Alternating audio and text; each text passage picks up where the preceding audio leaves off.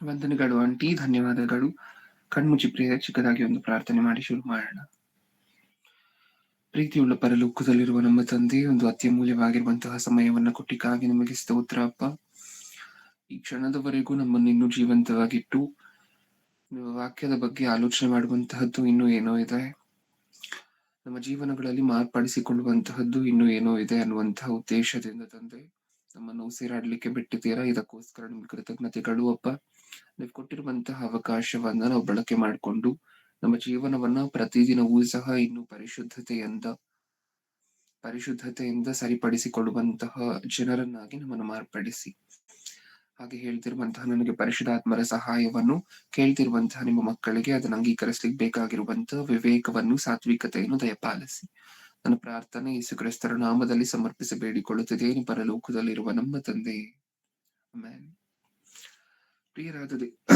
ಪ್ರಿಯರಾದ ದೇವಜನರೇ, ಇವತ್ತು ನಾವು ಆಲೋಚನೆ ಮಾಡ್ತಿರುವಂತಹ ಅಂಶದ ಹೆಸರು ದೇವರು ದೂರವಾದರೆ. ಅಂಶದ ಹೆಸರನ್ನ ಇನ್ನೊಂದ್ಸಾರಿ ಹೇಳ್ತಿದ್ದೀನಿ. ಇವತ್ತು ನಾವು ಆಲೋಚನೆ ಮಾಡ್ತಿರುವಂತಹ ಅಂಶದ ಹೆಸರು ದೇವರು ದೂರವಾದರೆ. ಓಕೆ, ಇಷ್ಟಕ್ಕೂ ಈ ಅಂಶವನ್ನ ಏನಕ್ಕೋಸ್ಕರ ಆಲೋಚನೆ ಮಾಡ್ತಿದೀವಿ? ನಾವು ನಮ್ಮ ಜೀವನದಲ್ಲಿ ಯಾರನ್ನೂ ಸಹ ದೂರ ಮಾಡ್ಕೊಳ್ಲಿಕ್ಕೆ ಇಷ್ಟಪಡೋದಿಲ್ಲ, ನಿಜಾನ? ಹೌದಲ್ವಾ? ಯಾರಾದ್ರೂ ಸಹ ದೂರ ಆಗ್ತಾರೆ ಅಂತ ಹೇಳಿದ್ರೆ ಒಂದು ರೀತಿಯಾಗಿರುವಂತಹ ಬಾಧೆ. ದೇವರು ದೂರ ಆಗ್ತಾರೆ ಅನ್ನುವಂತಹದ್ದನ್ನ ನಾವ್ ಯಾವತ್ತೂ ಸಹ ಯೋಚನೆ ಮಾಡಿರೋದಿಲ್ಲ. ಮನೇಲಿ ಒಂದು ಜಗಳ ಆಯ್ತು ಅಂತ ಅನ್ಕೊಡಿ. ಈ ಜಗಳ ಆದ ನಂತರ ಹೊಸದಾಗಿ ಮದುವೆ ಆಗಿರುವಂತಹ ಪತಿ ಪತ್ನಿ ಅಂತ ಅನ್ಕೊಳ್ಳಿ. ಈ ಜಗಳ ಆದ ನಂತರ ಒಂದು ಜಗಳ ಬಂದಿದ ತಕ್ಷಣ ಒಂದು ವೇಳೆ ಪತ್ನಿ, ಹೆಂಡತಿ ನನ್ನ ತವರ ಮನೆಗೆ ಹೋಗ್ತೀನಿ ಅಂತ ಹೇಳಿ ಸೂಟ್ ಕೇಸ್ ಪ್ಯಾಕ್ ಮಾಡ್ಕೊಳ್ತಿದ್ದಾಳೆ ಅಂತ ಅನ್ಕೊಳ್ಳಿ. ಈಗ ನೆಕ್ಸ್ಟ್ ಯಜಮಾನ್ರು ಅಥವಾ ಗಂಡನಾಗಿ ಈತನು ಹೆಂಡತಿ ಮುಂದೆ ಹೋಗಿ ಏನಂತ ಹೇಳಿ ಕೇಳ್ತಿರ್ತಾನೆ, ಅಮ್ಮ ದಯವಿಟ್ಟು ಹೋಗ್ಬೇಡ, ಏನೋ ಬಾಯಿ ತಪ್ಪಿ ಅಂದ್ಬಿಟ್ಟೆ ಅಥವಾ ಕೈ ತಪ್ಪಿ ಹೊಡೆದ್ಬಿಟ್ಟೆ, ದಯವಿಟ್ಟು ಹೋಗ್ಬೇಡ ಹೋಗ್ಬೇಡ ಹೋಗ್ಬೇಡ ಅಂತ ಬೇಡಾಡುವಂತಹದನ್ನು ನೀವು ಕೇಳಿದ್ದೀರಾ? ನಡೆಯುತ್ತೆ ಇದು. ಅಂದ್ರೆ ಹೆಂಡತಿ ಹೋದ್ರೆ ಎಲ್ಲಿ ತನ್ನ ಜೀವನ ಒಂದೇ ಸರಿ ನೆಲಸಮ ಆಗೋಗುತ್ತೋ, ಹೌದಾ? ಮದುವೆ ಆಗಿ ಬಂದಿರುವಂತವ್ರು ಎಲ್ಲಿ ಮತ್ತೆ ಹಿಂದೆ ಹೊರಟು ಹೋದ್ರೆ ತಮ್ಮ ಕೆಲಸಗಳಾಗಿರ್ಬೋದು, ತನ್ನ ಜೀವನ ಆಗಿರ್ಬೋದು, ಎಲ್ಲಿ ಮತ್ತೆ ಕತ್ತಲಾಗೋಗುತ್ತೋ, ಹೌದಾ? ಈ ಭಯ ಇದೆಯಾ? ಹೆಂಡತಿ ತವರ ಮನೆಗೆ ಹೋದ್ರೆ ನನ್ನ ಗತಿ ಏನು ಅನ್ನುವಂತಹ ಭಯ ಇದೆಯಾ ಗಂಡನಿಗೆ? ಹೌದು. ಈಗ ಗಂಡ ಅದೇ ಪರಿಸ್ಥಿತಿಗೆ ಬಂದ ಅಂತ ಅನ್ಕೊಳ್ಳಿ. ಗಂಡನು ಹೆಂಡತಿಯನ್ನ ಬಿಟ್ಟು ದೂರ ಹೋಗುವಂತಹ ಪರಿಸ್ಥಿತಿ, ನಾನು ಮನೆ ಬಿಟ್ಟು ಹೊರಟೋಗ್ತೀನಿ ಅಂತ ಹೇಳಿ ಹೊರಟೋಗ್ತಿದ್ದಾನೆ ಅಂತ ಅನ್ಕೊಳ್ಳಿ. ಹೆಂಡತಿ ಹೇಗ್ ಬೇಳಾಡಬಹುದು? ಅದೇ ರೀತಿ ಬೇಳಾಡ್ತಾಳೆ, ನಿಜನ? ರೀ ಬಿಟ್ಟು ಹೋಗ್ಬೇಡಿ ದಯವಿಟ್ಟು. ನೀವಿಲ್ಲ ಅಂತ ಹೇಳಿದ್ರೆ ಈ ಮನೆ ಪರಿಸ್ಥಿತಿ ಏನು? ಈ ಮನೆಗೆ ಒಬ್ರು ದಿಕ್ಕು ಅನ್ನುವಂತವ್ರೆ ಇರೋದಿಲ್ಲ. ನಮ್ಮನ್ನೆಲ್ಲ ನೋಡ್ಕೊಳ್ಳುವಂತವ್ರು ಯಾರು? ನಾವೆಲ್ಲ ಬದುಕಿರುವಂತಹದ್ದು ಹೇಗೆ ಈ ಸಮಾಜದಲ್ಲಿ, ಹೌದಲ್ವಾ? ಹಾಗಾದ್ರೆ ಹೆಂಡತಿ ಮನೆ ಬಿಟ್ಟು ಹೋಗ್ಬೇಕಾದ್ರೆ ಗಂಡ ಬೇಳಾಡಿದ್ದನ್ನ ನೀವ್ ನೋಡಿದ್ರಿ, ಗಂಡನು ಮನೆ ಬಿಟ್ಟು ಹೋಗ್ಬೇಕಾದ್ರೆ ಹೆಂಡತಿ ಬೇಳಾಡಿರುವಂತಹದನ್ನು ನೀವ್ ನೋಡಿದ್ರಿ, ನಿಜನ? ಹಾಗೆ ಮಕ್ಕಳು ಆಗಾಗ ತಂದೆ ತಾಯಿ ಮೇಲೆ ಕೋಪ ಮಾಡ್ಕೊಂಡು ನಾವ್ ಇರೋದಿಲ್ಲ ಈ ಮನೇಲಿ, ನೀವೇ ಇಟ್ಕೊಳ್ಳಿ ಅಂತ ಹೇಳಿ ಹೋಗ್ತಿರುವಂತಹ ಮಕ್ಕಳನ್ನ ಅರ್ಧ ದಾರಿಗೆ ಹೋಗಿ ಬೇಳಾಡಿ ಕಾಡಿ ಬೇಡಿ ಕರ್ಕೊಂಡ್ ಬರುವಂತಹ ತಂದೆ ತಾಯಿಯನ್ನ ನೀವ್ ನೋಡಿರ್ತೀರ, ಕೇಳಿರ್ತೀರ, ಹೌದಾ? ಹಾಗಾದ್ರೆ ನಾವ್ ಮನೆ ಬಿಟ್ಟು ಹೋಗ್ತೀನಿ ಅಂತ ಹೇಳಿ ಹೋಗ್ತಿರುವಂತಹ ಮಕ್ಕಳನ್ನ ಬೇಳಾಡಿ ಮನೆಗ್ ಕರ್ಕೊಂಡ್ ಬಂದ್ರೆ, ಹೌದು, ಯಾರ್ಯಾರನ್ನ ದೂರ ಮಾಡ್ಕೊಂಡಿಲ್ಲ ನಾವು. ಜಗಳ ಮಾಡ್ಕೊಂಡು ಹೋಗ್ತಿದ್ದಂತ ಹೆಂಡತಿಯನ್ನ ದೂರ ಮಾಡ್ಕೊಡ್ಲಿಕ್ಕೆ ಇಷ್ಟಪಡ್ಲಿಲ್ಲ, ಜಗಳ ಮಾಡ್ಕೊಂಡು ದೂರ ಹೋಗ್ತಿದ್ದಂತಹ ಗಂಡನನ್ನ ದೂರ ಮಾಡ್ಕೊಡ್ಲಿಕ್ಕೆ ಇಷ್ಟಪಡ್ಲಿಲ್ಲ, ಹೌದಾ? ಬೇಳಾಡಿ ಅರ್ಧ ದಾರಿಗೆ ಹೋಗಿ ಕರ್ಕೊಂಡ್ ಬಂದ್ವಲ್ವಾ, ಗಂಡನ ಪಾದ ಹಿಡ್ಕೊಂಡ್ವಲ್ವಾ, ಹಿಡ್ಕೊಳ್ತಾರಲ್ವಾ ನಾರ್ಮಲ್ ಆಗಿ ಹೆಂಡತಿಯರು, ಏನಕ್ಕೋಸ್ಕರ? ಮನೆ ಬಿಟ್ಟು ದಯವಿಟ್ಟು ದೂರ ಹೋಗ್ಬೇಡಿ ಅಂತ ಹೇಳಿ. ಹಾಗಾದ್ರೆ ಮನೆ ಬಿಟ್ಟು ಹೋಗುವಂತಹ ಗಂಡನನ್ನ ಸ್ಟಾಪ್ ಮಾಡಿದ್ವಿ, ಬೇಳಾಡಿ ಇರಿಸ್ಕೊಂಡ್ವಿ. ಮನೆ ಬಿಟ್ಟು ಹೋಗ್ತಿರುವಂತಹ ಹೆಂಡತಿಯನ್ನ ಇರಿಸ್ಕೊಂಡ್ರು ಮನುಷ್ಯರು, ನಿಜನ? ಬೇಳಾಡಿ ಇರಿಸ್ಕೊಂಡ್ರು. ಮನೆ ಬಿಟ್ಟು ಹೋಗ್ತಿರುವಂತಹ ಮಕ್ಕಳನ್ನ ಇರಿಸ್ಕೊಂಡ್ರು ತಂದೆ ತಾಯಿಯಂದಿರು, ಬೇಳಾಡಿ ಹೋಗ್ಬೇಡ ಪ್ಲೀಸ್ ಅಂತ ಹೇಳಿ. ನಿನ್ ಕಾಲಾದ್ರೂ ಹೇಳ್ಕೊತೀನಿ ಹೋಗ್ಬೇಡ ಅಂತಾರೆ. ಯಾವತ್ತಾದ್ರೂ ಇದೇ ಫೀಲಿಂಗ್ ನಮಗ್ ದೇವ್ರ ಮೇಲೆ ಏನಾದ್ರೂ ಬಂದಿದ್ಯಾ? ದೇವರು ಸಹ ನಮ್ಮನ್ನ ಬಿಟ್ಟು ದೂರ ಹೋಗುವಂತಹ ಪಾಸಿಬಿಲಿಟಿ ಇದೆ. ದೇವರು ದೂರ ಆಗ್ಬೇಕಾದ್ರೆ ಯಾವತ್ತಾದ್ರೂ ದೇವರನ್ನ ಬೇಳಾಡಿ ಇರಿಸ್ಕೊಂಡಿರುವಂತಹ ಪರಿಸ್ಥಿತಿಗಳಿದೆಯಾ ನಮ್ಮ ಜೀವನದಲ್ಲಿ? ನಾವ್ ದೇವರು ಅಂದ್ರೆ ಲೆಕ್ಕಕ್ಕೆ ಇಟ್ಕೊಂಡಿರೋದಿಲ್ಲ ಪ್ರಿಯರೇ. ನಮ್ಮ ಮನೇಲಿ ಎಷ್ಟು ಜನ ಅಂದ್ರೆ 4 ಜನ ಅಂದ್ರೆ 4 ಜನ ನಮ್ಮ ಲೆಕ್ಕ, ಹೌದಾ? ತಂದೆ ತಾಯಿಯಂದಿರು, 2 ಮಕ್ಕಳು ಅಷ್ಟೇ. ದೇವರನ್ನ ಯಾವತ್ತೂ ಸಹ ನಮ್ಮ ಕುಟುಂಬದಲ್ಲಿ ಒಂದು ಅವಿಭಾಜ್ಯ ಅಂಗವಾಗಿ ನಾವು ಕನ್ಸಿಡರ್ ಮಾಡಿಲ್ಲ, ನಿಜನ? ಆ ದೇವರು ಅಂದ್ರೆ ಇದಾರೆ ಎಲ್ಲೋ ಒಂದ್ ಕಡೆ.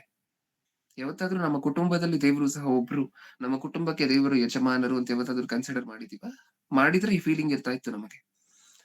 ಗಂಡನನ್ನ ಹೋಗ್ಬೇಡ ಅಂತ ಹೇಳಿ ಇರಿಸ್ಕೊಂಡ್ರಲ್ವಾ, ಹೆಂಡತಿಯನ್ನ ಹೋಗ್ಬೇಡ ಅಂತ ಹೇಳಿ ಇರಿಸ್ಕೊಂಡ್ರಲ್ವಾ, ಮಕ್ಕಳನ್ನ ಹೋಗ್ಬೇಡ ಅಂತ ಹೇಳಿ ಇರಿಸ್ಕೊಂಡ್ರಲ್ವಾ, ದೇವ್ರು ಯಾವತ್ತೂ ನಮ್ಮನ್ನ ಬಿಟ್ಟು ಇದೇ ತರ ದೂರ ಆಗುವಂತಹ ಪರಿಸ್ಥಿತಿ ಬರುತ್ತೆ. ಆ ದೂರ ಆದಂತಹ ಪರಿಸ್ಥಿತಿ ಬಂದಾಗ ದೇವರನ್ನು ಸಹ ಬೇಲಾಡಿ ನಮಗ್ ದೂರ ಆಗದಂತೆ ನಮ್ಮ ಹತ್ರನೇ ಇರಿಸ್ಕೋಬೇಕು ಅನ್ನುವಂತಹ ಆಲೋಚನೆ ಯಾವತ್ತಾದ್ರೂ ಬಂದಿದ್ಯಾ? ಇಷ್ಟಕ್ಕೂ ದೇವ್ರು ದೂರ ಆಗ್ತಾರೆ ಅಂತ ಅದು ಗೊತ್ತಾ ನಮಗೆ? ಹ್ಮ್ ನಮಗೆ ಈ ಆಲೋಚನೆ ಬಂದಿದ್ಯೋ ಇಲ್ವೋ ಗೊತ್ತಿಲ್ಲ. ಆದ್ರೆ ಸತ್ಯವೇದದಲ್ಲಿರುವಂತಹ ಭಕ್ತರು ಯಾವುದಾದರೂ ಒಂದು ಕಾರಣಕ್ಕೆ ನಡುಗ್ತಿದ್ರು ಅಂತ ಹೇಳಿದ್ರೆ ತಮ್ಮ ಜೀವನಗಳಲ್ಲಿ, ಆ ಕಾರಣ ಇದೆ. ಯಾವ ಕಾರಣ? ಕುಟುಂಬದಲ್ಲಿರೋರು ಯಾರು ದೂರ ಆಗ್ತಾರೆ ಅನ್ನುವುದಕ್ಕೆ ಎದುರ್ತಿರ್ಲಿಲ್ಲ ಅವರು. ಯಾವ್ದಕ್ಕೆ ಎದುರ್ತಿದ್ರು? ಒಂದು ವೇಳೆ ದೇವರು ನನ್ನನ್ನು ಬಿಟ್ರೆ, ಒಂದ್ ವೇಳೆ ದೇವರು ನನ್ನನ್ನು ಬಿಟ್ಟು ದೂರ ಸರಿದ್ರೆ ನನ್ನ ಪರಿಸ್ಥಿತಿ ಏನು, ನನ್ನ ಗತಿ ಏನು ಅನ್ನುವಂತಹ ಭಯವನ್ನ ತಮ್ಮ ಜೀವನಗಳಲ್ಲಿ ಇಟ್ಕೊಂಡು ಇದಕ್ಕೋಸ್ಕರನೇ ಯಾವಾಗ್ಲೂ ಸಹ ನಡುಕ್ತಿದ್ರು. ಸತ್ಯವೇದಲ್ಲಿರುವಂತಹ ಮಾತು ಒಂದ್ಸರಿ ನೋಡೋಣ. ಕೀರ್ತನೆಗಳು 27ನೇ ಅಧ್ಯಾಯ, ಕೀರ್ತನೆಗಳು 27ನೇ ಅಧ್ಯಾಯ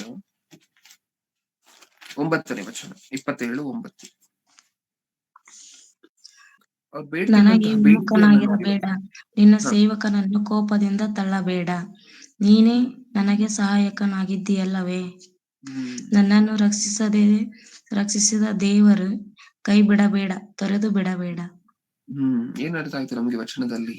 ಬೇಡ್ತಿದಾರ ಯಾರನ್ನ? ಗಂಡ ಹೆಂಡತಿಯನ್ನ ಬೇಡ್ತಿರುವಂತಹ ಮಾತಲ್ಲ ಇದು. ಹೆಂಡತಿ ಗಂಡನನ್ನ ಬೇಡ್ತಿರುವಂತಹ ಮಾತಲ್ಲ. ತಂದೆ ತಾಯಿ ಮಕ್ಕಳನ್ನ ಬೇಡ್ತಿರುವಂತಹ ಮಾತಲ್ಲ. ಯಾರನ್ನ ಬೇಡ್ತಿರುವಂತಹದ್ದು? ಭಕ್ತರು ದೇವರನ್ನ ಬೇಡ್ತಿರುವಂತಹದ್ದು. ಏನಂತ ಕೇಳ್ಕೊಳ್ತಿದ್ದಾರೆ?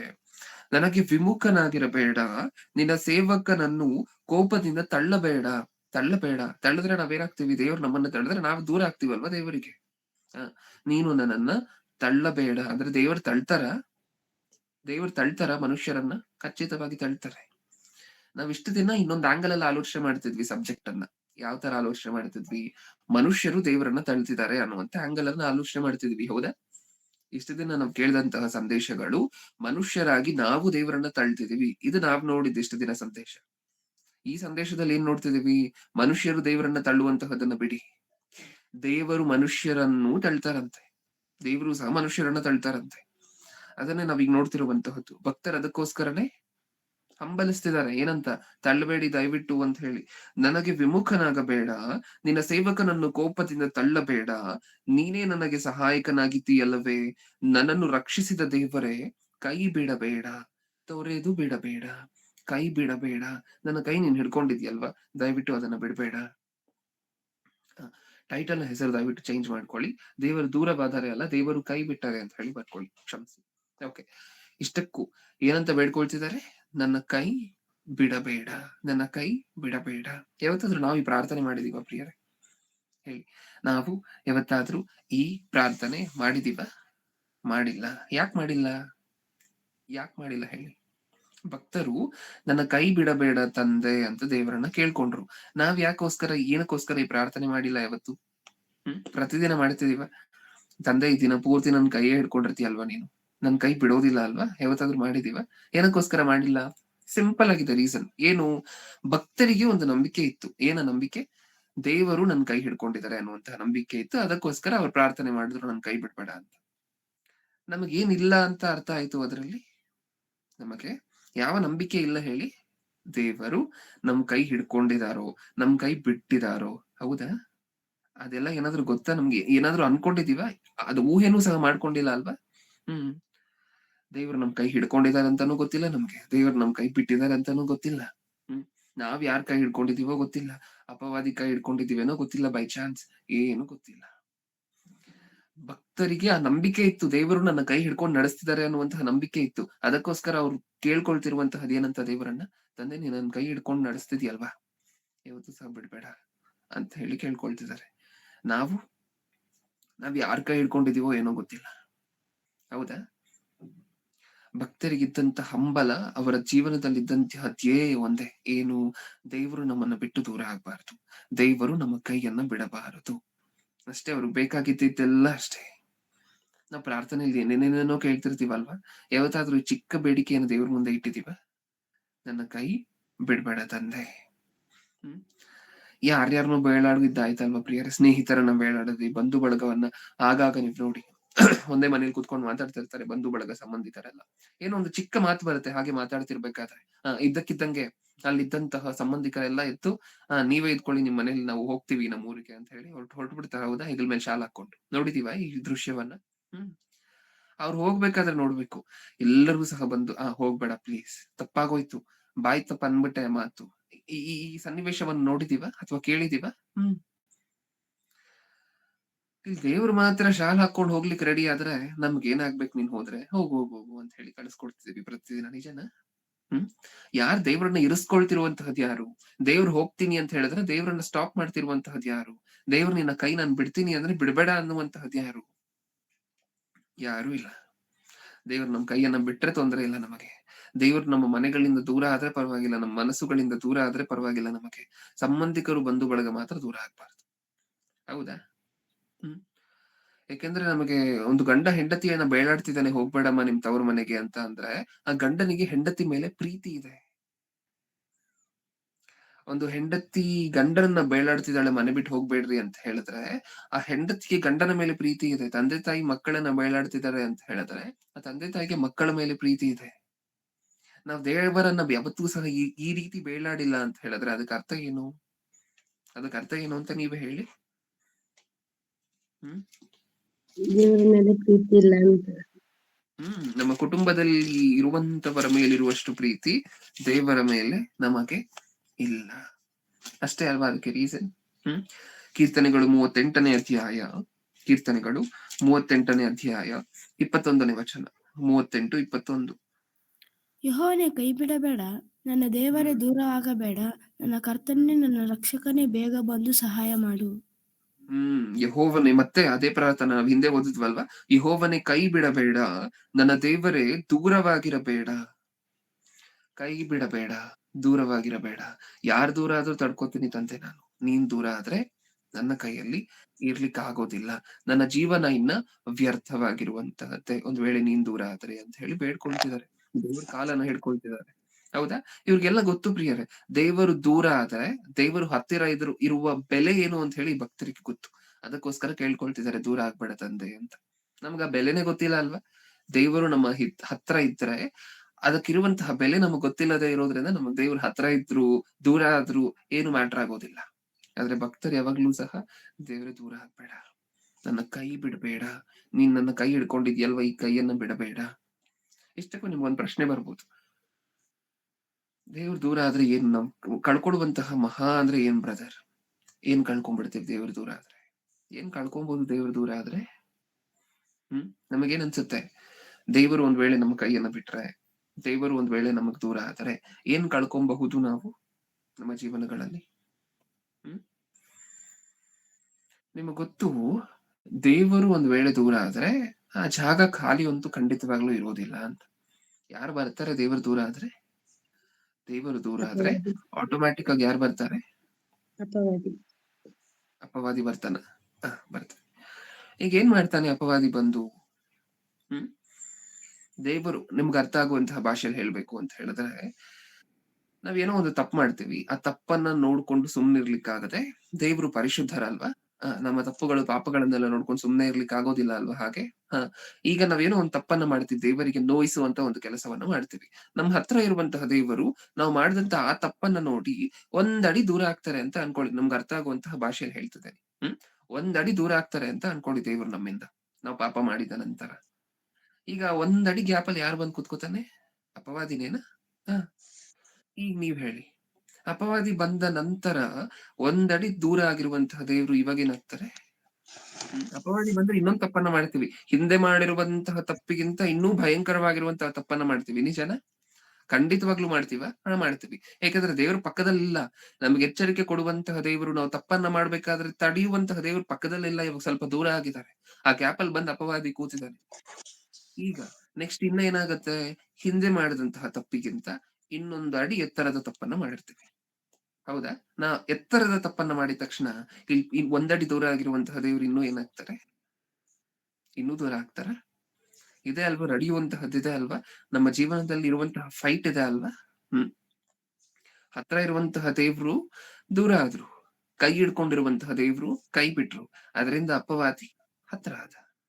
ಹತ್ರ ಆದ್ಮೇಲೆ ಏನ್ ಮಾಡಿಸ್ತಾನೆ? ಮಾಡಬಾರದಾಗಿರುವಂತ ಕೆಲಸಗಳನ್ನ ಮಾಡಿಸ್ತಾನೆ. ನಿಜನಾ? ಹಿಂದೆ ಮಾಡಿರುವಂತಹ ತಪ್ಪಿಗಿಂತ ಇನ್ನೂ ದೊಡ್ಡ ತಪ್ಪನ್ನ ಮಾಡಿಸ್ತಾನೆ. ಹೌದಾ? ನಾವ್ ದಾವೀದನ ಜೀವನವನ್ನ, ಸೌಲನ ಜೀವನವನ್ನೆಲ್ಲ ನೋಡ್ತಿರ್ಬೇಕಾದ್ರೆ ನಮ್ಗಿದೆ ಅಲ್ವಾ ಕಾಣಿಸುವಂತಹದ್ದು. ದಾವೀದನ ಜೀವನದಲ್ಲಿ ತಪ್ಪಾದ ನಂತರ ತಪ್ಪು, ತಪ್ಪಾದ ನಂತರ ತಪ್ಪು, ತಪ್ಪಾದ ನಂತರ ತಪ್ಪು. ಎಷ್ಟ್ ನೀಟಾಗಿ ನಡೆದೋಯ್ತು ನೋಡಿ ಒಂದ್ಸಾರಿ. ಆಮೇಲೆ ಪಾಪ ಹೊರಾಂಡದಲ್ಲಿ ಓಡಾಡ್ತಾ ಇರ್ತಾರೆ. ಮ್ಯೂಟ್ ಮಾಡ್ಕೊಳ್ಳಿ ಪ್ರಿಯರೇ ದಯವಿಟ್ಟು, ಓದ್ಬೇಕಾದ್ರೆ ಮಾತ್ರ ಮ್ಯೂಟ್ ಮಾಡಿ. ಓಕೆ. ಮಾಡಿ ಮೇಲೆ ಓಡಾಡ್ತಿರ್ತಾರೆ. ಬತ್ಷೆಬ ಸ್ನಾನ ಮಾಡುವಂತಹದನ್ನ ನೋಡಿದ ತಕ್ಷಣ ಫಸ್ಟ್ ತಪ್ಪು ನೋಡುವಂತಹದ್ದೇ ತಪ್ಪು. ಇಷ್ಟಕ್ಕೂ ನೋಡಿ ಆಶಿಸುವಂತಹದ್ದೇ ತಪ್ಪು ಧರ್ಮಶಾಸ್ತ್ರದ ಪ್ರಕಾರ. ನಿಜನಾ? ಹೌದು. ಈಗ ನೋಡುವಂತಹದ್ದೇ ತಪ್ಪಾದ್ರೆ ನೆಕ್ಸ್ಟ್ ತನ್ನ ಸೇವಕನನ್ನ ಕರೆಸಿ ಅವ್ರು ಯಾರು ಅಂತ ಹೇಳಿ ಎಂಕ್ವೈರಿ ಮಾಡ್ಕೊಂಡು ಬರ್ಲಿಕ್ಕೆ ತನ್ನ ಸೇವಕನನ್ನ ಕಳಿಸ್ತಾರಲ್ವಾ? ಈ ಇಂಟ್ರೆಸ್ಟ್ ತಗೊಳ್ತಿರುವಂತಹದ್ದು ಎರಡನೇ ತಪ್ಪು. ಇಂಟ್ರೆಸ್ಟ್ ತಗೊಂಡಿದ್ದಲ್ಲದೆ ಮತ್ತೆ ಬತ್ಷೆಬನನ್ನ ಕರೆಸಿ ತಪ್ಪು ಮಾಡಿರುವಂತಹದ್ದು ಮೂರನೇ ತಪ್ಪು. ಅಂದ್ರೆ ಹಿಂದೆ ಮಾಡಿದಂತಹ ತಪ್ಪಿಗಿಂತ ಇನ್ನೂ ದೊಡ್ಡ ದೊಡ್ಡ ತಪ್ಪು ಹೇಗಾಗ್ತಿದೆ ನೋಡಿ. ಆ ಸೀರೀಸ್ ಎಷ್ಟ್ ಚೆನ್ನಾಗಿ ಹೋಗ್ತಿದೆ ನೋಡಿ. ಹಿಂದೆ ಮಾಡಿದಂತಹದ್ದು ಒಂದ್ ಸ್ವಲ್ಪ ಚಿಕ್ಕ ತಪ್ಪು ಅಂತ ಅನ್ಕೊಂಡ್ರೆ ನಾವು, ಅದಾದ ನಂತರ ಮಾಡ್ತಿರುವಂತಹದ್ದು ಇನ್ನೂ ದೊಡ್ಡ ತಪ್ಪು. ಅದಾದ ನಂತರ ಮಾಡಿರುವಂತಹದ್ದು ಇನ್ನೂ ದೊಡ್ಡ ತಪ್ಪು. ಅದಾದ ನಂತರ ಪಾಪ ನಡೆದು ಹೋದ ನಂತರ ಈಗ ಇದನ್ನು ಮುಚ್ಚಾಕ್ಲಿಕ್ಕೋಸ್ಕರನೋ ಅಥವಾ ಬತ್ಷೆಬ ಬೇಕು ಅಂತಾನೋ ಅದಾದ ನಂತರ ಮಾಡಿದ್ ಇನ್ನೂ ದೊಡ್ಡ ತಪ್ಪು. ಏನು? ತನ್ನ ಗಂಡನಾಗಿರುವಂತ ಉರಿಯನನ್ನ ಮೋಸದಿಂದ ಕೊಲ್ಲಿಸಿತ್ತು. ಮರ್ಡರ್. ಹೌದಾ? ಮರ್ಡರ್ ತನಕ ಬಂತ. ಎಲ್ಲಿಂದ? ಒಂದು ಕ್ರಿಯೆಯಲ್ಲಿ ಪಾಪವಾಗದೇ ಇರುವಂತಹದ್ದು, ಆಲೋಚನೆಯಲ್ಲಿ ಪಾಪವಾಗಿರುವಂತಹದ್ದು ಪ್ರಪ್ರಥಮವಾಗಿರುವಂತಹದ್ದು. ಪುನಿಜನ ಫಸ್ಟ್ ತಪ್ಪು ಎಲ್ಲಿ ನಡೀತು? ಆಲೋಚನೆಯಲ್ಲಿ. ಆ ಆಲೋಚನೆಯಲ್ಲಿ ಶುರುವಾದಂತಹ ತಪ್ಪು ಕ್ರಿಯೆಯಲ್ಲಿ ಬಂದು ಒಂದು ಕೊಲೆ ನಡೆದೋಗೋ ತನಕ ಆಗಿದೆ ಅಂತ ಹೇಳಿದ್ರೆ ಅದ ಕಾರಣ ಏನು? ಮೊದಲನೇ ತಪ್ಪು ಮಾಡಿದಾಗ್ಲೇ ದೇವ್ರ ದೂರ ಆಗಿರ್ಬೇಕು. ಆ ಧರ್ಮಶಾಸ್ತ್ರವನ್ನ ಪ್ರಪ್ರಥಮವಾಗಿ ಮುರಿದಾಗ್ಲೇ ದೇವ್ರ ದೂರ ಆಗಿರ್ಬೇಕು. ಬಂದ್ಬಿಟ್ಟಿರ್ಬೇಕಾಗ್ಲೇ ಅಪವಾದಿ. ನಿಜನ? ಅಷ್ಟೇ ಅಲ್ವಾ ಅದರ ಅರ್ಥ? ಅಪವಾದಿ ಆಗ್ಲೇ ಹತ್ರ ಆಗಿರ್ಬೇಕು. ಇದೇ ಅಲ್ವಾ ಅದಕ್ಕಿರುವಂತ ಅರ್ಥ. ಏನ್ ಮಾಡಿಸ್ತಿದ್ದಾನೆ? ಬಂದು ಹಿಂದೆ ಮಾಡಿರುವಂತಹ ತಪ್ಪಿಗಿಂತ ಇನ್ನೂ ಭಯಂಕರವಾಗಿರುವಂತಹ ತಪ್ಪು, ಹಿಂದೆ ಮಾಡಿರುವಂತಹ ತಪ್ಪಿಗಿಂತ ಇನ್ನೂ ದೊಡ್ಡ ತಪ್ಪು. ದೇವ್ರೇನ್ ಶಾಶ್ವತವಾಗಿ ಒಂದಡಿ ದೂರ ಆಗಿರುವಂತಹ ದೇವ್ರು ಶಾಶ್ವತವಾಗಿ ದೂರ ಆಗೋಗ್ಬೇಕು. ಇನ್ಯಾವತ್ತೂ ಮತ್ತೆ ಹತ್ರ ಬರ್ಲಿಕ್ಕೆ ಆಗದೇ ಇರುವಷ್ಟು ದೂರ ಆಗೋಗ್ಬೇಕು. ಹೌದಾ? ಎಷ್ಟ್ ಚೆನ್ನಾಗಿ ದೂರ ಮಾಡ್ತಾನಲ್ವಾ ದೇವರಿಂದ ನಮ್ಮನ್ನ. ದೇವ್ರ ದೂರ ಆದ್ರೆ ನಮ್ಗೆ ಆಗುವಂತಹ ಲಾಸ್ ಏನು ಅಂತ ಹೇಳಿ ಕೇಳಿದ್ರೆ ಇದೇ ಅತಿ ದೊಡ್ಡ ಲಾಸ್. ಅಪವಾದಿ ನಮ್ ಹತ್ರ ಬರುವಂತಹದ್ದೇ ಅತಿ ದೊಡ್ಡ ಲಾಸ್. ಹಿಂದೆ ಮಾಡಿರುವಂತ ತಪ್ಪಿಗಿಂತ ಇನ್ನೂ ದೊಡ್ಡ ತಪ್ಪನ್ನ ಮಾಡಿಸುವಂತಹ ಅತಿ ದೊಡ್ಡ ಲಾಸ್. ಹೌದಾ? ದೇವ್ರಿನ್ ಯಾವತ್ತೂ ಸಹ ಹತ್ರ ಆಗದೆ ಇರೋ ರೀತಿಯಲ್ಲಿ ಶಾಶ್ವತವಾಗಿ ದೂರ ಆಗೋಗ್ತಾರಲ್ವಾ? ಅದೇ ಲಾಸ್ ಅಂದ್ರೆ. ಸೌಲನ ಪರಿಸ್ಥಿತಿ ನಮ್ಮೆಲ್ಲರಿಗೂ ಗೊತ್ತಲ್ವಾ ಪ್ರಿಯರೇ? ಸೌಲನು ಅಷ್ಟೇ ತಪ್ಪು ಮಾಡಿದ ನಂತರ ಮತ್ತೆ ಮತ್ತೆ ತನ್ನ ಜೀವನಗಳಲ್ಲಿ ಸೀರೀಸ್ ಆಫ್ ಮಿಸ್ಟೇಕ್ಸ್ ಅನ್ನು ನಾವು ನೋಡ್ತೀವಲ್ವಾ? ಒಂದು ತಪ್ಪು ಮಾಡಿದ ನಂತರ ಪ್ರಾರಂಭದಲ್ಲಿ, ಅದಾದ ನಂತರ ಮತ್ತೆ ಸರಣಿ ತಪ್ಪುಗಳು. ಒಂದ್ ತಪ್ಪಾದ ನಂತರ ಇನ್ನೊಂದ್ ತಪ್ಪಾದ ನಂತರ ಅದಕ್ಕಿಂತ ದೊಡ್ಡ ತಪ್ಪು. ಇದೇ ರೀತಿಯಾಗಿರುವಂತ ತಪ್ಪುಗಳನ್ನ ನಾವು ನೋಡ್ತೀವ. ಪ್ರಪ್ರಥಮವಾಗಿ ದಾವೀದನ ಮೇಲೆ ಹೊಟ್ಟೆ ಕಿಚ್ಚುಪಡುವಂತಹದನ್ನ ನಾವು ನೋಡ್ತೇವೆ. ಅದಾದ ನಂತರ ತನ್ನ ಜೀವನದಲ್ಲಿ ಎಷ್ಟು ನೀಟಾಗಿ ದೇವರು ದೂರ ಆಗೋಗ್ತಾರೆ ನೋಡಿ.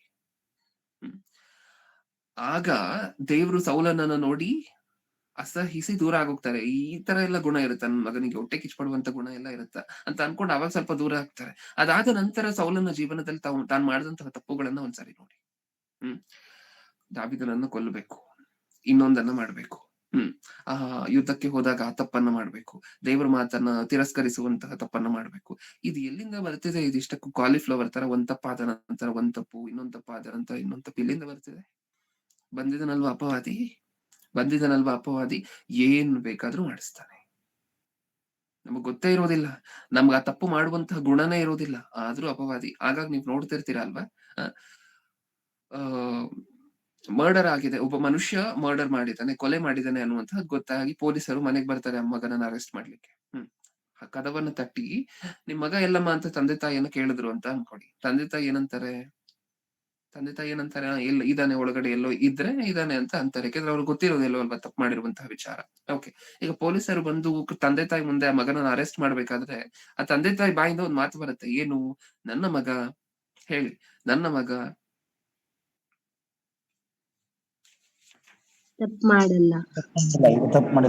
ತಪ್ಪು ಮಾಡುವುದಿಲ್ಲ, ಅಂತವನಲ್ಲ ಅಂತ ಹೇಳ್ತಾರ? ಹೌದು. ನಿಮ್ ಮಗ ಅಂತವನಲ್ವಾ? ಕೊಲೆ ಮಾಡುವಂತವನಲ್ವಾ ನಿಮ್ಮ ಮಗ? ತಪ್ಪು ಮಾಡುವಂತವನಲ್ವಾ ನಿಮ್ಮ ಮಗ? ಅಲ್ಲ. ತಂದೆ ತಾಯಿ ಇದನ್ನೇ ಅಲ್ವಾ ಹೇಳುವಂತಹದ್ದು. ಆದ್ರೆ ಮಗ ಮಾಡಿದಾನ, ತಪ್ಪನ್ನ ಮಾಡಿದಾನೆ. ಆ ರೀತಿ ಅಲ್ಲದೆ ಇರುವಂತಹ ಮಗ ಕೊಲೆ ಮಾಡ್ಲಿಕ್ಕೆ ಆಗದೇ ನನ್ ಮಗನ ಕೈಯಲ್ಲಿ ಕೊಲೆ ಮಾಡ್ಲಿಕ್ಕೆ ಆಗೋದಿಲ್ಲ ರೀ. ರಕ್ತ ನೋಡಿದ್ರೆ ಅವನಿಗೆ ತಲೆ ಸುತ್ತು ಬರುತ್ತೆ. ಏನ್ ನೋಡಿದ್ರೆ ತಲೆ ಸುತ್ತು ಬರುತ್ತೆ? ರಕ್ತ ನೋಡಿದ್ರೆ ತಲೆ ಸುತ್ತು ಬರುತ್ತೆ. ಅಂತವನು ಕೊಲೆ ಮಾಡ್ತಾನ ಮಾಡ್ತಾನೆ. ಯಾಕಂದ್ರೆ ಮಾಡಿರುವಂತವನ ಆತನಲ್ಲ, ಮಾಡಿಸಿರುವಂತಹದ್ದು ಅಪವಾದಿ. ಏನ್ ಬೇಕಾದ್ರೂ ಮಾಡಿಸ್ತಾನೆ. ಯಾವ ಮನುಷ್ಯನ ಕೈಯಲ್ಲಿ ಏನನ್ನ ಬೇಕಾದ್ರೂ ಮಾಡಿಸ್ತಾನೆ. ಈ ಪಾಯಿಂಟ್ ಒಂದೇ, ದೇವ್ರ ದೂರ ಆಗ್ಬೇಕು, ಅಪವಾದಿ ಹತ್ರ ಆಗ್ಬೇಕು. ಅದಾದ್ರೆ, ಅದೊಂದ್ ವೇಳೆ ಆದ್ರೆ ಏನ್ ಬೇಕಾದ್ರೂ ಮಾಡಿಸ್ತಾನೆ. ನೀವ್ ನೋಡ್ತಿರ್ತೀರ ಪ್ರಿಯರೇ, ಟಿವಿಗಳಲ್ಲಿ ಅತ್ಯಾಚಾರ, ಮಕ್ಕಳ ಮೇಲೆ ಅತ್ಯಾಚಾರ ನಡೀತಿರುವಂತಹದ್ದು ನೋಡ್ತಿದೀವ ನಾವು ಟಿವಿಗಳಲ್ಲಿ.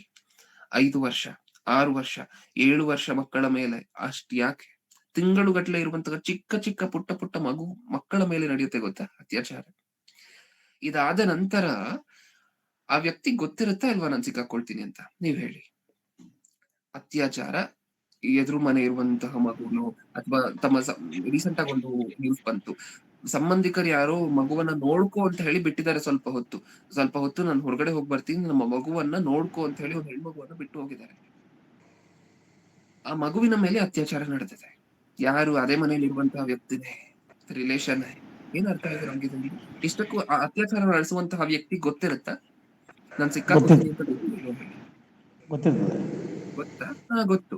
ಇವಾಗ ನೀವ್ ಹೇಳಿ, ಗೊತ್ತಿದ್ರು ಸಹ ಈ ವ್ಯಕ್ತಿ ಏನಕ್ಕೋಸ್ಕರ ನಡೆಸ್ತಾ ಆ ಕೃತ್ಯವನ್ನ? ಗೊತ್ತಿದ್ರು ಸಹ ಆ ಕೃತ್ಯವನ್ನ ಏನಕ್ಕೋಸ್ಕರ ನಡೆಸ್ತಾ? ಅಂದ್ರೆ ಅಪವಾದಿ ಬಂದು ಕಚ್ಕೊಂಬಿಟ್ಟಿದ್ಯಾ ಈ ವ್ಯಕ್ತಿಗೆ? ಹೌದು. ಎಷ್ಟ್ ಹತ್ರ ಆಗಿರ್ಬೋದು ಅಪವಾದಿ. ಆಮೇಲೆ ಏನ್ ನಡೆಯುತ್ತೋ ಅದ್ ಆಮೇಲೆ ನೋಡ್ಕೊಳ್ಳೋಣ. ಈಗ ಸತ್ಯಕ್ಕೆ ನಿನ್ ತಪ್ಪನ್ನ ನಡೆಸು ಹೀಗೆ ಪ್ರಬೋಧಿಸತ್ತಾ?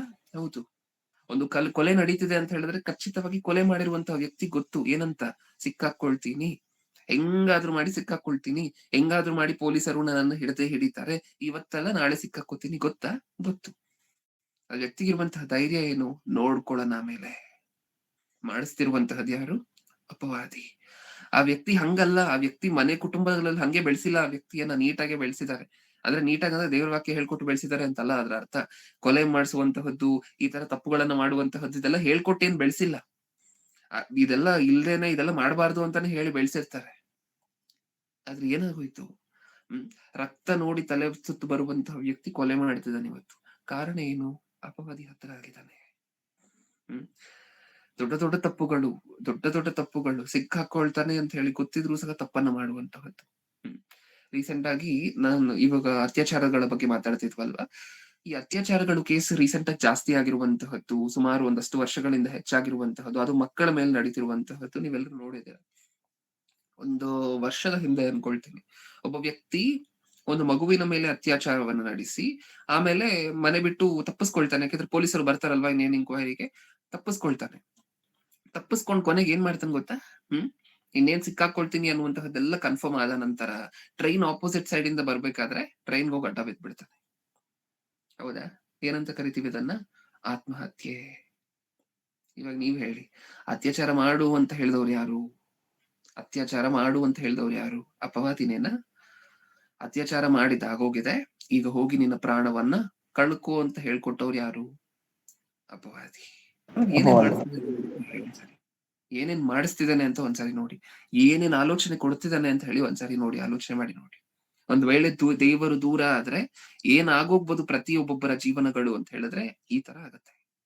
ಒಂದ್ ತಪ್ಪಾದ ನಂತರ ಇನ್ನೊಂದ್ ತಪ್ಪಾದ ನಂತರ ಅದಕ್ಕಿಂತ ದೊಡ್ಡ ತಪ್ಪು, ಅದಕ್ಕಿಂತ ಇನ್ನ ಹೀನಾಯವಾಗಿರುವಂತಹ ತಪ್ಪು ನೆಕ್ಸ್ಟ್ ಟೈಮ್. ಇದೇ ರೀತಿ ನಡ್ಕೊಂಡು ಹೋಗ್ತಿರತ್ತೆ. ಆಲೋಚನೆ ಆದ ನಂತರ ಆಲೋಚನೆ, ಕೆಟ್ಟ ಆಲೋಚನೆ ಆದ ನಂತರ ಆಲೋಚನೆ, ಕೆಟ್ಟ ಆಲೋಚನೆ ಆದ ನಂತರ ಕೆಟ್ಟ ಆಲೋಚನೆ ಬರ್ತಾನೆ ಇರುತ್ತೆ ಕಂಟಿನ್ಯೂಸ್ ಆಗಿ. ನಿಲ್ಲಿಸ್ಲಿಕ್ಕಂತೂ ನಾವು ಎಷ್ಟು ಪ್ರಯತ್ನ ಪಟ್ಟರು ಆಗೋದಿಲ್ಲ. ಯಾಕೆಂದ್ರೆ ದೇವ್ರು ದೂರ ಆಗೋಗಿದಾರಲ್ವಾ, ಪೂರ್ತಿಯಾಗಿ ದೇವ್ರು ದೂರ ಮಾಡ್ಕೊಂಡಿದೀವಲ್ವಾ ದೇವರನ್ನ, ಪೂರ್ತಿಯಾಗಿ ನಮ್ ಕೈ ಬಿಟ್ಟು ದೂರ ಆಗಿದಾರಲ್ವಾ ದೇವ್ರು. ಒಂದನ್ನ ನೆನ್ಪಿಟ್ಕೊಳ್ಳೋಣ ಪ್ರಿಯರೇ, ನಮ್ಗೆ ನಿಜವಾಗ್ಲೂ ಪರಲೋಕ ಬೇಕು ಅಂದ್ರೆ, ನಾವೆಲ್ಲರೂ ಸತ್ತ ನಂತರ ಪರಲೋಕಕ್ಕೆ ಹೋಗ್ಬೇಕು ಅಂತ ಅನ್ಕೊಂಡ್ರೆ ಈ ಪ್ರಾರ್ಥನೆ, ಈ ಹಂಬಲ ನಮ್ಮ ಜೀವನದಲ್ಲಿ ಯಾವಾಗ್ಲೂ ಇರ್ಬೇಕು. ಯಾವ ಹಂಬಲ? ದೇವರು ನಮ್ಮ ಕೈ ಬಿಡಬಾರ್ದು, ದೇವರು ನಮ್ಮ ಕೈಯನ್ನ ಬಿಟ್ಟು ನಮಗ್ ದೂರ ಆಗ್ಬಾರ್ದು. ಕೊನೆವರೆಗೂ ದೇವರ ಕೈಯನ್ನ ಹಿಡ್ಕೊಂಡಿದ್ರೆ ಮಾತ್ರನೇ ನಮಗ್ ಪರಲೋಕ. ಯಾಕೆ ಬಿಟ್ವಿ ಅಂತ ಅನ್ಕೊಳ್ಳಿ, ನೆಕ್ಸ್ಟ್ ಮೂಮೆಂಟ್ ಅಪವಾದಿ ನಮ್ಮ ಪಕ್ಕದಲ್ಲಿ ಇರ್ತಾನ? ಹೌದಲ್ವಾ? ಆ ಸೌಲನನ್ನ ದೇವರು ಇಷ್ಟಪಟ್ಟು ರಾಜನನ್ನಾಗಿ ಮಾಡಿದ್ರು. ನಿಜನ? ರಾಜನನ್ನಾಗಿ ಮಾಡಿದ್ಯಾರು ಸೌಲನನ್ನ? ದೇವ್ರೇನ? ಸಮುವೇಲನ ಮೂಲಕ ಅಭಿಷೇಕಿಸಿ ಸೆಲೆಕ್ಟ್ ಮಾಡಿ ಅಭಿಷೇಕಿಸಿದ್ ಯಾರು? ದೇವ್ರೇನ? ಆ. ಸೌಲನನ್ನ ಸೆಲೆಕ್ಟ್ ಮಾಡಿ ಇಷ್ಟಪಟ್ಟು ರಾಜನನ್ನಾಗಿ ಏರ್ಪಡಿಸಿದ್ ದೇವ್ರೇನ? ದೇವ್ರೆ. ಅಂದ್ರೆ ದೇವರಿಗೆ ಇಷ್ಟ ಆಗಿರುವಂತ ವ್ಯಕ್ತಿ ಕೊನೆಗೆ ದೇವ್ರು ತಳ್ಬಿಟ್ರಂತೆ ಸೌಲನನ್ನ. ಸತ್ಯವೇದದಲ್ಲಿ ಓದ್ಕೊಳ್ತೀವಿ, ಒಂದ್ಸರಿ ನೋಡೋಣ ಆ ಮಾತನ್ನು ಸಹ. ಸಮುವೇಲನ ಎರಡನೇ ಗ್ರಂಥ 7ನೇ ಅಧ್ಯಾಯ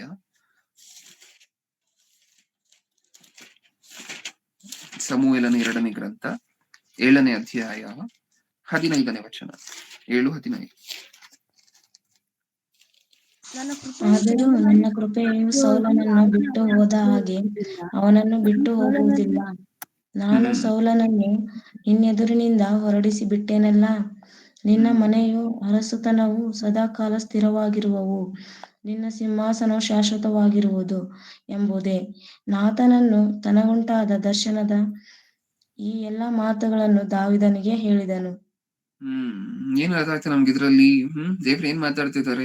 ನನ್ನ ಕೃಪೆಯು ಸೌಲನನ್ನು ಬಿಟ್ಟು ಹೋದ ಹಾಗೆ ಅವನನ್ನು ಬಿಟ್ಟು ಹೋಗುವುದಿಲ್ಲ. ಆದ್ರೆ ದೇವರ ಕೃಪೆ ಏನಾಯ್ತಂತೆ? ಸೌಲನನ್ನ ಬಿಟ್ಟೋಯ್ತಾ? ಹೌದು. ದೇವ್ರು ಮಾತಾಡ್ತಿದ್ದಾರೆ, ನನ್ನ ಕೃಪೆ ಸೌಲನನ್ನ ಬಿಟ್ಟು ಹೋಯ್ತಲ್ವಾ, ಆ ರೀತಿ ಬಿಟ್ಟು ಹೋಗೋದಿಲ್ಲ ಅಂತ ಮಾತಾಡ್ತಿದ್ದಾರೆ. ಅಂದ್ರೆ ಸೌಲನನ್ನ ಬಿಟ್ಟು ಹೋಯ್ತಾ ತನ್ನ ಕೃಪೆ? ದೇವರ ಕೃಪೆ ಅಂದ್ರೆ ದೇವರು ಸೌಲನನ್ನ ಬಿಟ್ಟು ಹೋದ್ರ? ಹೌದು. ಮುಂದೆ ಬಿಟ್ಟು ಹೋಗುವುದಿಲ್ಲ. ನಾನು ಸೌಲನನ್ನು ನಿನ್ನೆದುರಿನಿಂದ ಹೊರಡಿಸಿ ಬಿಟ್ಟೇನಲ್ಲ. ಹೊರಡಿಸಿ ಬಿಟ್ನಲ್ಲ, ನಾನು ತಳ್ಳದ್ನಲ್ವಾ ಸೌಲನನ್ನ. ನಾನ್ ಸೌಲನನ್ನ ಬಿಟ್ಟು ಬಂದ್ನಲ್ವಾ, ನಾನ್ ಸೌಲನ ಕೈ ಹಿಡ್ಕೊಂಡು ನಡೆಸ್ತಿದ್ನಲ್ವಾ ಎಲ್ಲಾ ಯುದ್ಧಗಳಲ್ಲಿ. ಸೌಲನು ರಾಜ ಅಲ್ವಾ, ಸೌಲನು ಮಾಡುವಂತ ಎಲ್ಲಾ ಯುದ್ಧಗಳಲ್ಲಿ ನಾನ್ ಸೌಲನ ಜೊತೆ ಇದ್ದೆ. ಸೌಲನು ಮಾಡುವಂತ ಎಲ್ಲಾ ಕಾರ್ಯಗಳಲ್ಲಿ ನಾನ್ ಸೌಲನ ಜೊತೆ ಇದ್ದೆ. ಆದ್ರೆ ಒನ್ಸ್ ನಾನ್ ದೂರ ಆದ್ನ, ನಾನು ಸೌಲನನ್ನ ಬಿಟ್ನ, ಈಗ ಸೌಲನಿಗೆ ಎಂತ ಪರಿಸ್ಥಿತಿ ಬಂದಿದೆ ಅಂತ ದೇವ್ರು ನೀವು ಅದೇ ಮತ್ತೆ 2ನೇ ಸಮುವೇಲ ಗ್ರಂಥವನ್ನ ಪೂರ್ತಿಯಾಗಿ ಓದಿದ ನಂತರ ಆ ಯುದ್ಧಗಳಲ್ಲಿ ಒಂದ್ಸಾರಿ ನೋಡಿ ದೇವ್ರು ಹೇಗೆ ಇಸ್ರಾಯೇಲ್ಯರ ಕೈಯನ್ನ ಹಿಡ್ಕೊಂಡು ಸೌಲನ ಕೈ ಹಿಡ್ಕೊಂಡು ನಡೆಸಿದ್ರು ಅಂತ. ಪ್ರತಿ ಯುದ್ಧಕ್ಕೆ ಹೋಗ್ಬೇಕಾದ್ರೆ ಸೌಲನು ನೀಟಾಗಿ ಬಂದು ದೇವ್ರ ಮುಂದೆ, ಯುದ್ಧಕ್ಕೆ ಹೋಗ್ಬೇಕಾ ಬೇಡವಾ ಪ್ರಭು ಹೇಳು ಅಂತ ದೇವರನ್ನ ಕೇಳಿದ್ರೆ, ದೇವರು ಯಾವ್ದೋ ಸಮುವೇಲನ ಮೂಲಕನೋ ಯಾರ ದೈವ ಮಾನವರ ಮೂಲಕನೋ ಹೇಳಿಸ್ತಾ ಇದ್ರು. ಏನಂತ? ನೀನ್ ಯುದ್ಧಕ್ಕೆ ಹೋಗು, ನಾನು ನಿನ್ ಜಯ ಕೊಡ್ತೀನಿ, ಅಥವಾ ನೀನ್ ಯುದ್ಧಕ್ಕೆ ಹೋಗ್ಬೇಡ, ನಾನು ಇರೋದಿಲ್ಲ ನಿನ್ ಜೊತೆ ಅಂತ ನೀಟಾಗಿ ಹೇಳ್ತಾ ಇದ್ರು. ಈಗ ಎಂತ ಪರಿಸ್ಥಿತಿ ಬಂದಿದೆ ಅಂದ್ರೆ ದೇವ್ರ ಸೌಲನನ್ನ ಬಿಟ್ಟ ನಂತರ ಯುದ್ಧಕ್ಕೆ ಹೋಗ್ಬೇಕು ಅಂತ ಗೊತ್ತಿಲ್ಲ, ಹೋಗ್ಬೇಡ್ವೋ ಅಂತ ಗೊತ್ತಿಲ್ಲ, ಏನೂ ಗೊತ್ತಿಲ್ಲ. ಯುದ್ಧಕ್ಕೆ ಹೋದ್ರೆ ಗೆಲ್ತೀವೋ ಅಂತ ಗೊತ್ತಿಲ್ಲ, ಸೋಲ್ತೀವೋ ಅಂತ ಗೊತ್ತಿಲ್ಲ, ಏನೂ ಗೊತ್ತಿಲ್ಲ. ಹೆಂಗಾಗೋಗಿದೆ ಅಂತ ಹೇಳಿದ್ರೆ ಸೌಲನ ಪರಿಸ್ಥಿತಿ, ಈ ಬ್ಯುಸಿ ಆಗಿರುವಂತಹ ಮಾರ್ಕೆಟ್ ಅಲ್ಲಿ, ಸುಮಾರು ಸಾವಿರಾರು ಜನ ಇರುವಂತಹ ಮಾರ್ಕೆಟ್ ಅಲ್ಲಿ ಒಂದು ಚಿಕ್ಕ 2 ವರ್ಷದ ಮಗುವನ್ನ ಕರ್ಕೊಂಡು ಹೋಗಿ ತಂದೆ ತಾಯಿಯಂದಿರು ಆ ಮಧ್ಯ ಕ್ರೌಡ್ ಅಲ್ಲಿ ಕೈ ಬಿಟ್ಬಿಟ್ರೆ ಬಂದ್ಬಿಟ್ರೆ ಹೇಗಿರುತ್ತೋ ಆ ಮಗುವಿನ ಪರಿಸ್ಥಿತಿ. ಆ ಕಡೆ ಈ ಕಡೆ ನೋಡ್ಕೊಂಡು ಬಾಯಿ ಬಿಟ್ಕೊಂಡು, ಯಾರ್ ನನ್ ತಂದೆ, ಯಾರ್ ನನ್ ತಾಯಿ, ಇಷ್ಟ ದಿನ ನನ್ ಕೈ ಹಿಡ್ಕೊಂಡು ನಡೆಸ್ತಿದ್ರಲ್ವಾ ತಂದೆ ಎಲ್ಲಿ, ಇಷ್ಟ ದಿನ ನನ್ ಕೈ ಹಿಡ್ಕೊಂಡು ನಡೆಸ್ತಿದ್ರಲ್ವಾ ತಾಯಿ ಎಲ್ಲಿ ಅಂತ ಹೇಳಿ ಹುಡುಕಿದ್ರು ಸಹ ತಂದೆ ತಾಯಿ ಸಿಕ್ಕದೆ ಹೋದ್ರೆ ಆ ಮಗುವಿನ ಪರಿಸ್ಥಿತಿ ಹೇಗಿರುತ್ತೋ ಹಾಗಿದೆ ಸೌಲನ ಪರಿಸ್ಥಿತಿ ದೇವ್ರ ಕೈ ಬಿಟ್ಟ ನಂತರ. ಹೌದಾ? ನಿಮ್ಗೇನ್ ಅರ್ಥ ಆಯ್ತು? ನಮಗ್ ಬೇಕಾ ಈ ಪರಿಸ್ಥಿತಿಗಳು? ಬೇಕಾ? ದೇವರು ದೂರ ಆದ ನಂತರ ಆ ಅನಾಥ ಮಗು ಮಾರ್ಕೆಟ್ ಅಲ್ಲಿ ಇದ್ರೆ ಹೇಗಿರುತ್ತೋ, ತಂದೆ ತಾಯಿ ಬಿಟ್ಟಂತಹ ಮಗು, ಆ ಮಗುವಿನ ರೀತಿ ಇರುವಂತಹ ನಮ್ಮ ಜೀವನಗಳು ಬೇಕಾ? ಬೇಡ ಅಲ್ವಾ? ಖಾಲಿ ಬಿಟ್ರೆ ಅಪವಾದಿ ಬರ್ತಾನಲ್ವಾ? ಹೌದಾ? ಖಾಲಿ ಬಿಟ್ರೆ ಅಪವಾದಿ ಬರ್ತಾನಲ್ವಾ? ದೇವರ ಮೂಲಕನೇ ನೋಡಿದ್ರಿ ನೀವು ಏನಂತ? ದೇವರು ಮನುಷ್ಯರನ್ನ ತಳ್ತಾರೆ, ದೇವರು ಮಕ್ಕಳಿಗೆ ದೂರ ಆಗ್ತಾರೆ, ದೇವರಿಗೆ ಮನಸ್ಸನ್ನು ನೋಯಿಸುವಂತಹದ್ದಾಗಿರ್ಬೋದು, ತಪ್ಪುಗಳನ್ನ ಮಾಡುವಂತಹದ್ದು. ಪಾಪ ಮಾಡಬೇಡಿ, ತಪ್ಪು ಮಾಡಬೇಡಿ ಅಂತ ಸತ್ಯವೇದ ನಮಗೇನಕ್ಕೋಸ್ಕರ ಎಷ್ಟು ಒಂದ್ಸರಿ ಬೋಧಿಸಿದೆ ಅಂತ ಹೇಳಿದ್ರೆ ಇದಕ್ಕೋಸ್ಕರನೇ. ದೇವರು ಪರಿಶುದ್ಧರು. ನಾವೊಂದ್ ವೇಳೆ ಪಾಪಿಗಳಾದ್ರೆ, ಒಂದ್ ವೇಳೆ ನಾವು ಪಾಪಿಗಳಾಗಿ ಮಾರ್ಪಟ್ರೆ ದೇವರು ಖಚಿತವಾಗಿ ದೂರ ಆಗ್ತಾರೆ ನಮ್ಮಿಂದ. ದೂರ ಆದ್ರೆ ನೆಕ್ಸ್ಟ್ ಮೂಮೆಂಟ್ ಅಪವಾದಿ. ಎಂತ ಪರಿಸ್ಥಿತಿಗೆ ತಳ್ತಾನೆ ಅಂತ ಹೇಳಿದ್ರೆ ಅಪವಾದಿ, ಅಂದ್ರೆ ತರ್ತಾನೆ ಅಂತ ಹೇಳಿದ್ರೆ ಅಪವಾದಿ ನಮ್ಮನ್ನ. ಪ್ರಾರಂಭದಲ್ಲಿ ದೇವರಿಗೆ ಅತಿ ಪ್ರಿಯವಾಗಿರುವಂತಹ ಮಕ್ಕಳು ನಾವೇ ಆಗಿದ್ರೂ ಸಹ ಅಂತ್ಯದಲ್ಲಿ ದೇವರು ನಮ್ಮನ್ನ ನೋಡಿ ಛೀ ಅನ್ಬೇಕು, ಆ ರೀತಿಯಾಗಿರುವಂತಹ ಪರಿಸ್ಥಿತಿಗೆ ತಗೊಂಡ್ ಬರ್ತಾನೆ. ಎಂತ ಪರಿಸ್ಥಿತಿಗೆ ತರ್ತಾನೆ? ಪ್ರಾರಂಭದಲ್ಲಿ ದೇವರು ನಮ್ಮನ್ನ ತಗೊಂಡು ಮುದ್ದಾಡ್ಬೇಕು ಅನ್ನುವಂತಹ ಮಕ್ಕಳು, ಅಷ್ಟೊಳ್ಳೆ ಮಕ್ಕಳು ನಾವು ಆಗಿದ್ರೂ ಸಹ ಅಷ್ಟೊಳ್ಳೆ ಮಕ್ಕಳನ್ನ ಎಲ್ಲಿಗೆ ತಗೊಂಡ್ ಬಂದು ನಿಲ್ಲಿಸ್ತಾನೆ? ದೇವರು ನಮ್ಮನ್ನ ನೋಡಿ ಛೀ ನೀನಂದ್ರೆ ನನ್ಗೆ ಅಸಹ್ಯ ಅಂತ ಅನ್ನಬೇಕು, ಆ ಪರಿಸ್ಥಿತಿಗೆ ತಗೊಂಡ್ ಬಂದ ನಿಲ್ಲಿಸ್ತಾನೆ. ಅಂದ್ರೆ ಏನೇನ್ ಮಾಡಿಸ್ಬೋದು ನಮ್ಮ ಕೈಯಲ್ಲಿ? ನೀವು ಯೋಚನೆ ಮಾಡಿ ನೋಡಿ. ನಮ್ಮ ಕೈಯಲ್ಲಿ ಏನೇನ್ ಮಾಡಿಸ್ಬೋದು ಅಪವಾದಿ ಹತ್ರ ಬಂದ್ರೆ? ಈ ತರ ಎಲ್ಲ ಮಾಡ್ತಾನಂತೆ ಪ್ರಿಯರೇ. ಬೇಕಾ? ಬೇಕಾ? ಪೂರ್ವಕಾಲ ವೃತ್ತಾಂತ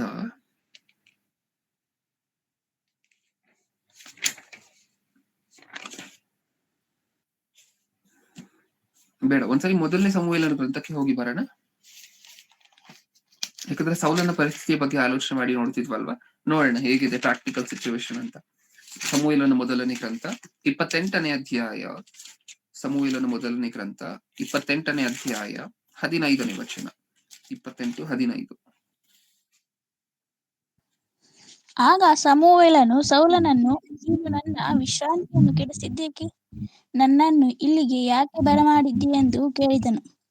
ಅದಕ್ಕೆ ಸೌಲನು, ನಾನು ಬಲು ಇಕ್ಕಟ್ಟಿನಲ್ಲಿದ್ದೇನೆ. ಫಿಲಿಷ್ಟಿಯರು ನನಗೆ ವಿರುದ್ಧವಾಗಿ ಯುದ್ಧಕ್ಕೆ ಬಂದಿದ್ದಾರೆ. ದೇವರು ನನ್ನನ್ನು ಬಿಟ್ಟು ದೂರ ಹೋಗಿದ್ದಾನೆ. ಆತನು ನನಗೆ ಪ್ರವಾದಿಗಳಿಂದಾಗಲಿ ಕನಸುಗಳಿಂದಾಗಲಿ ಉತ್ತರ ಕೊಡಲೊಲ್ಲನು. ಏನರ್ಥ ಆಯ್ತು ನಮ್ಗೆ? ಇದರಿಂದ ಬೇಡಾಡ್ತಿರುವಂತಹದ್ದು ಕಾಣಿಸ್ತಿದ್ಯಾ? ಈ ವ್ಯಕ್ತಿ ಮನುಷ್ಯರನ್ನ ಬೇಡಾಡ್ತಿರುವಂತಹದ್ದು ಕಾಣಿಸ್ತಿದ್ಯಾ? ದೇವ್ರ ದೂರ ಆದ್ರೆ ಇದೇ ಪರಿಸ್ಥಿತಿ ಎಲ್ರಿಗೂ ಸಹ. ಇಷ್ಟು ದಿನ ನೀಟಾಗಿ ದೇವ್ರ ಕೈ ಹಿಡ್ಕೊಂಡು ನಡೆಸ್ತಿದ್ರು. ಒಬ್ರ ಹತ್ರ ಬೇಡಾಡ್ಬೇಕಾಗಿರುವಂತ ಅವಶ್ಯಕತೆ ಇರ್ಲಿಲ್ಲ, ಒಬ್ರ ಹತ್ರ ತಲೆ ತಗ್ಗಿಸ್ಬೇಕಾಗಿರುವಂತ ಅವಶ್ಯಕತೆ ಇರ್ಲಿಲ್ಲ. ಆದ್ರೆ ನಾನು ಲಿಟ್ರಲ್ ಸೆನ್ಸ್ ಅಲ್ಲಿ ಮಾತಾಡ್ತಿಲ್ಲ. ಲಿಟ್ರಲ್ ಸೆನ್ಸ್ ಅಂದ್ರೆ ನಾನು ಹೇಳ್ತಿರುವಂತಹದನ್ನ ಹಾಗೆ ಅರ್ಥ ಮಾಡ್ಕೊಂಡ್ರೆ ಅರ್ಥ ಆಗೋದಿಲ್ಲ. ಇದು ಸ್ವಲ್ಪ ಅದಕ್ಕೆ ಹಿಂದೆ ಇರುವಂತಹ ಬ್ಯಾಕ್ ಗ್ರೌಂಡ್ ಅಲ್ಲಿ ಇರುವಂತಹ ಭಾವವನ್ನ ಒಂದ್ಸರಿ ನೋಡ್ಲಿಕ್ಕೆ ಪ್ರಯತ್ನ ಪಡಿ. ಸೌಲನ ಪರಿಸ್ಥಿತಿ ಹೆಂಗಾಗೋಗಿದ್ಯಂತ ಈಗ. ಆಗ ಸಮುವೇಲನು ಸೌಲನನ್ನು, ನೀನು ನನ್ನ ವಿಶ್ರಾಂತಿಯನ್ನು ಕೆಡಿಸಿದ್ದೇಕೆ? ನನ್ನನ್ನು ಇಲ್ಲಿಗೆ ಯಾಕೆ ಬರಮಾಡಿದ್ದಿ ಎಂದು ಕೇಳಿದನು. ಅದಕ್ಕೆ ಸೌಲನು, ನಾನು ಬಲು ಇಕ್ಕಟ್ಟಿನಲ್ಲಿದ್ದೇನೆ. ಏನಂತಿದ್ದಾರೆ ಪಾಪ?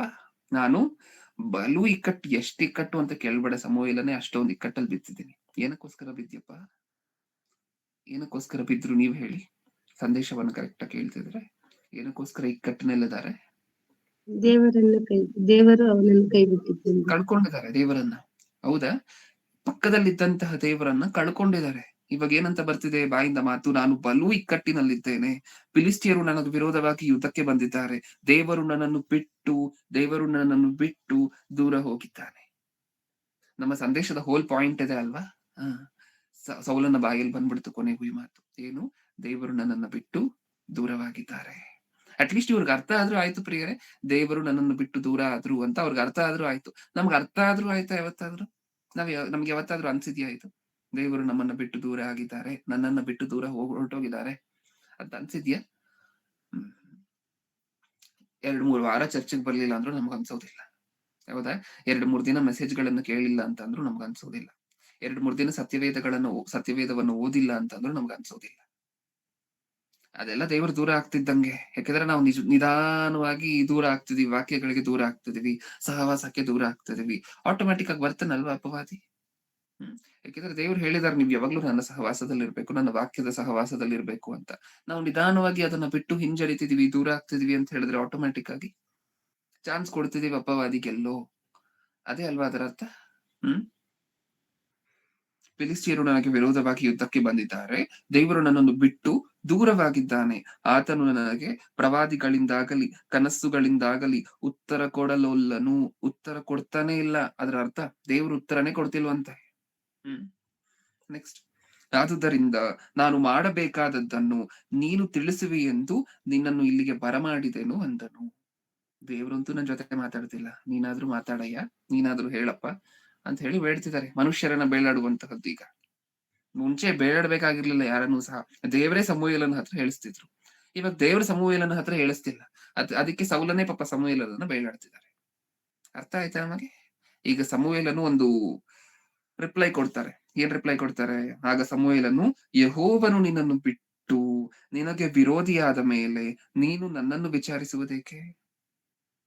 ಇಷ್ಟು ದಿನ ನಾನು ನಿನಗೆ ಏನಕ್ಕೋಸ್ಕರ ಯುದ್ಧಕ್ಕೆ ಹೋಗ್ಬೇಕು, ಬೇಡೋ, ಏನ್ ಮಾಡ್ಬೇಕು, ಏನ್ ಮಾಡ್ಬಾರ್ದು ಹೇಳ್ಕೊಡ್ತಾ ಇದ್ದೆ ಅಂದ್ರೆ, ದೇವ್ರು ನನ್ನ ಕೈಯಲ್ಲಿ ನಿನಗೆ ಹೇಳಿಸ್ತಾ ಇದ್ರು. ದೇವ್ರು ನಿನ್ ಹತ್ರ ಇರುವಂತಹ ಕಾರಣದಿಂದ ನಾನು ಬಂದು ನಿನ್ನ ಹತ್ರ ಹೇಳೋ ಹಂಗ್ ಮಾಡ್ತಿದ್ರು, ನಿನ್ ಯುದ್ಧಕ್ಕೆ ಹೋಗ್ಬೇಕೋ ಬೇಡೋ ಅಂತ. ಇವಾಗ ಎಂತ ಪರಿಸ್ಥಿತಿಗೆ ಬಂದಿದ್ಯಾ? ನಿನ್ನ ಪಕ್ಕದಲ್ಲಿದ್ದಂತಹ ದೇವ್ರನ್ನ, ನಿನ್ನ ಕೈ ಹಿಡ್ಕೊಂಡು ನಡೆಸ್ತಿದ್ದಂತಹ ದೇವ್ರನ್ನ ನೀನು ನಿನ್ನ ಜೀವನದಲ್ಲಿ ಕಳ್ಕೊಂಡಿದ್ಯಾ. ಇವಾಗ ಬಂದ್ ನಾನು ನಿನ್ನ ಹತ್ರ ಹೇಳ್ತೀನಿ ಅಂತ ನೀನು ಅನ್ಕೊಂಡಿದ್ಯಾ? ಅದು ಅಲ್ಲಿ ಸಮುವೇಲನ ಮಾತು ಸೌಲನ ಜೊತೆ. ಏನಂತಿದ್ದಾರೆ?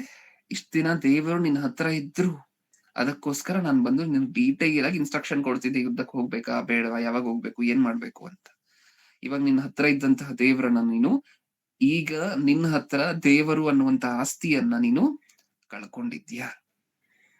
ಅದನ್ನ ಕಳ್ಕೊಂಡ್ಮೇಲೆ ನಾನ್ ಬಂದ್ ನಿನ್ನ ಹತ್ರ ಹಿಂಗ್ ಮಾತಾಡ್ಲಿ, ನಾನ್ ಬಂದ್ ನಿನ್ನ ಹತ್ರ ಏನ್ ಹೇಳಿ.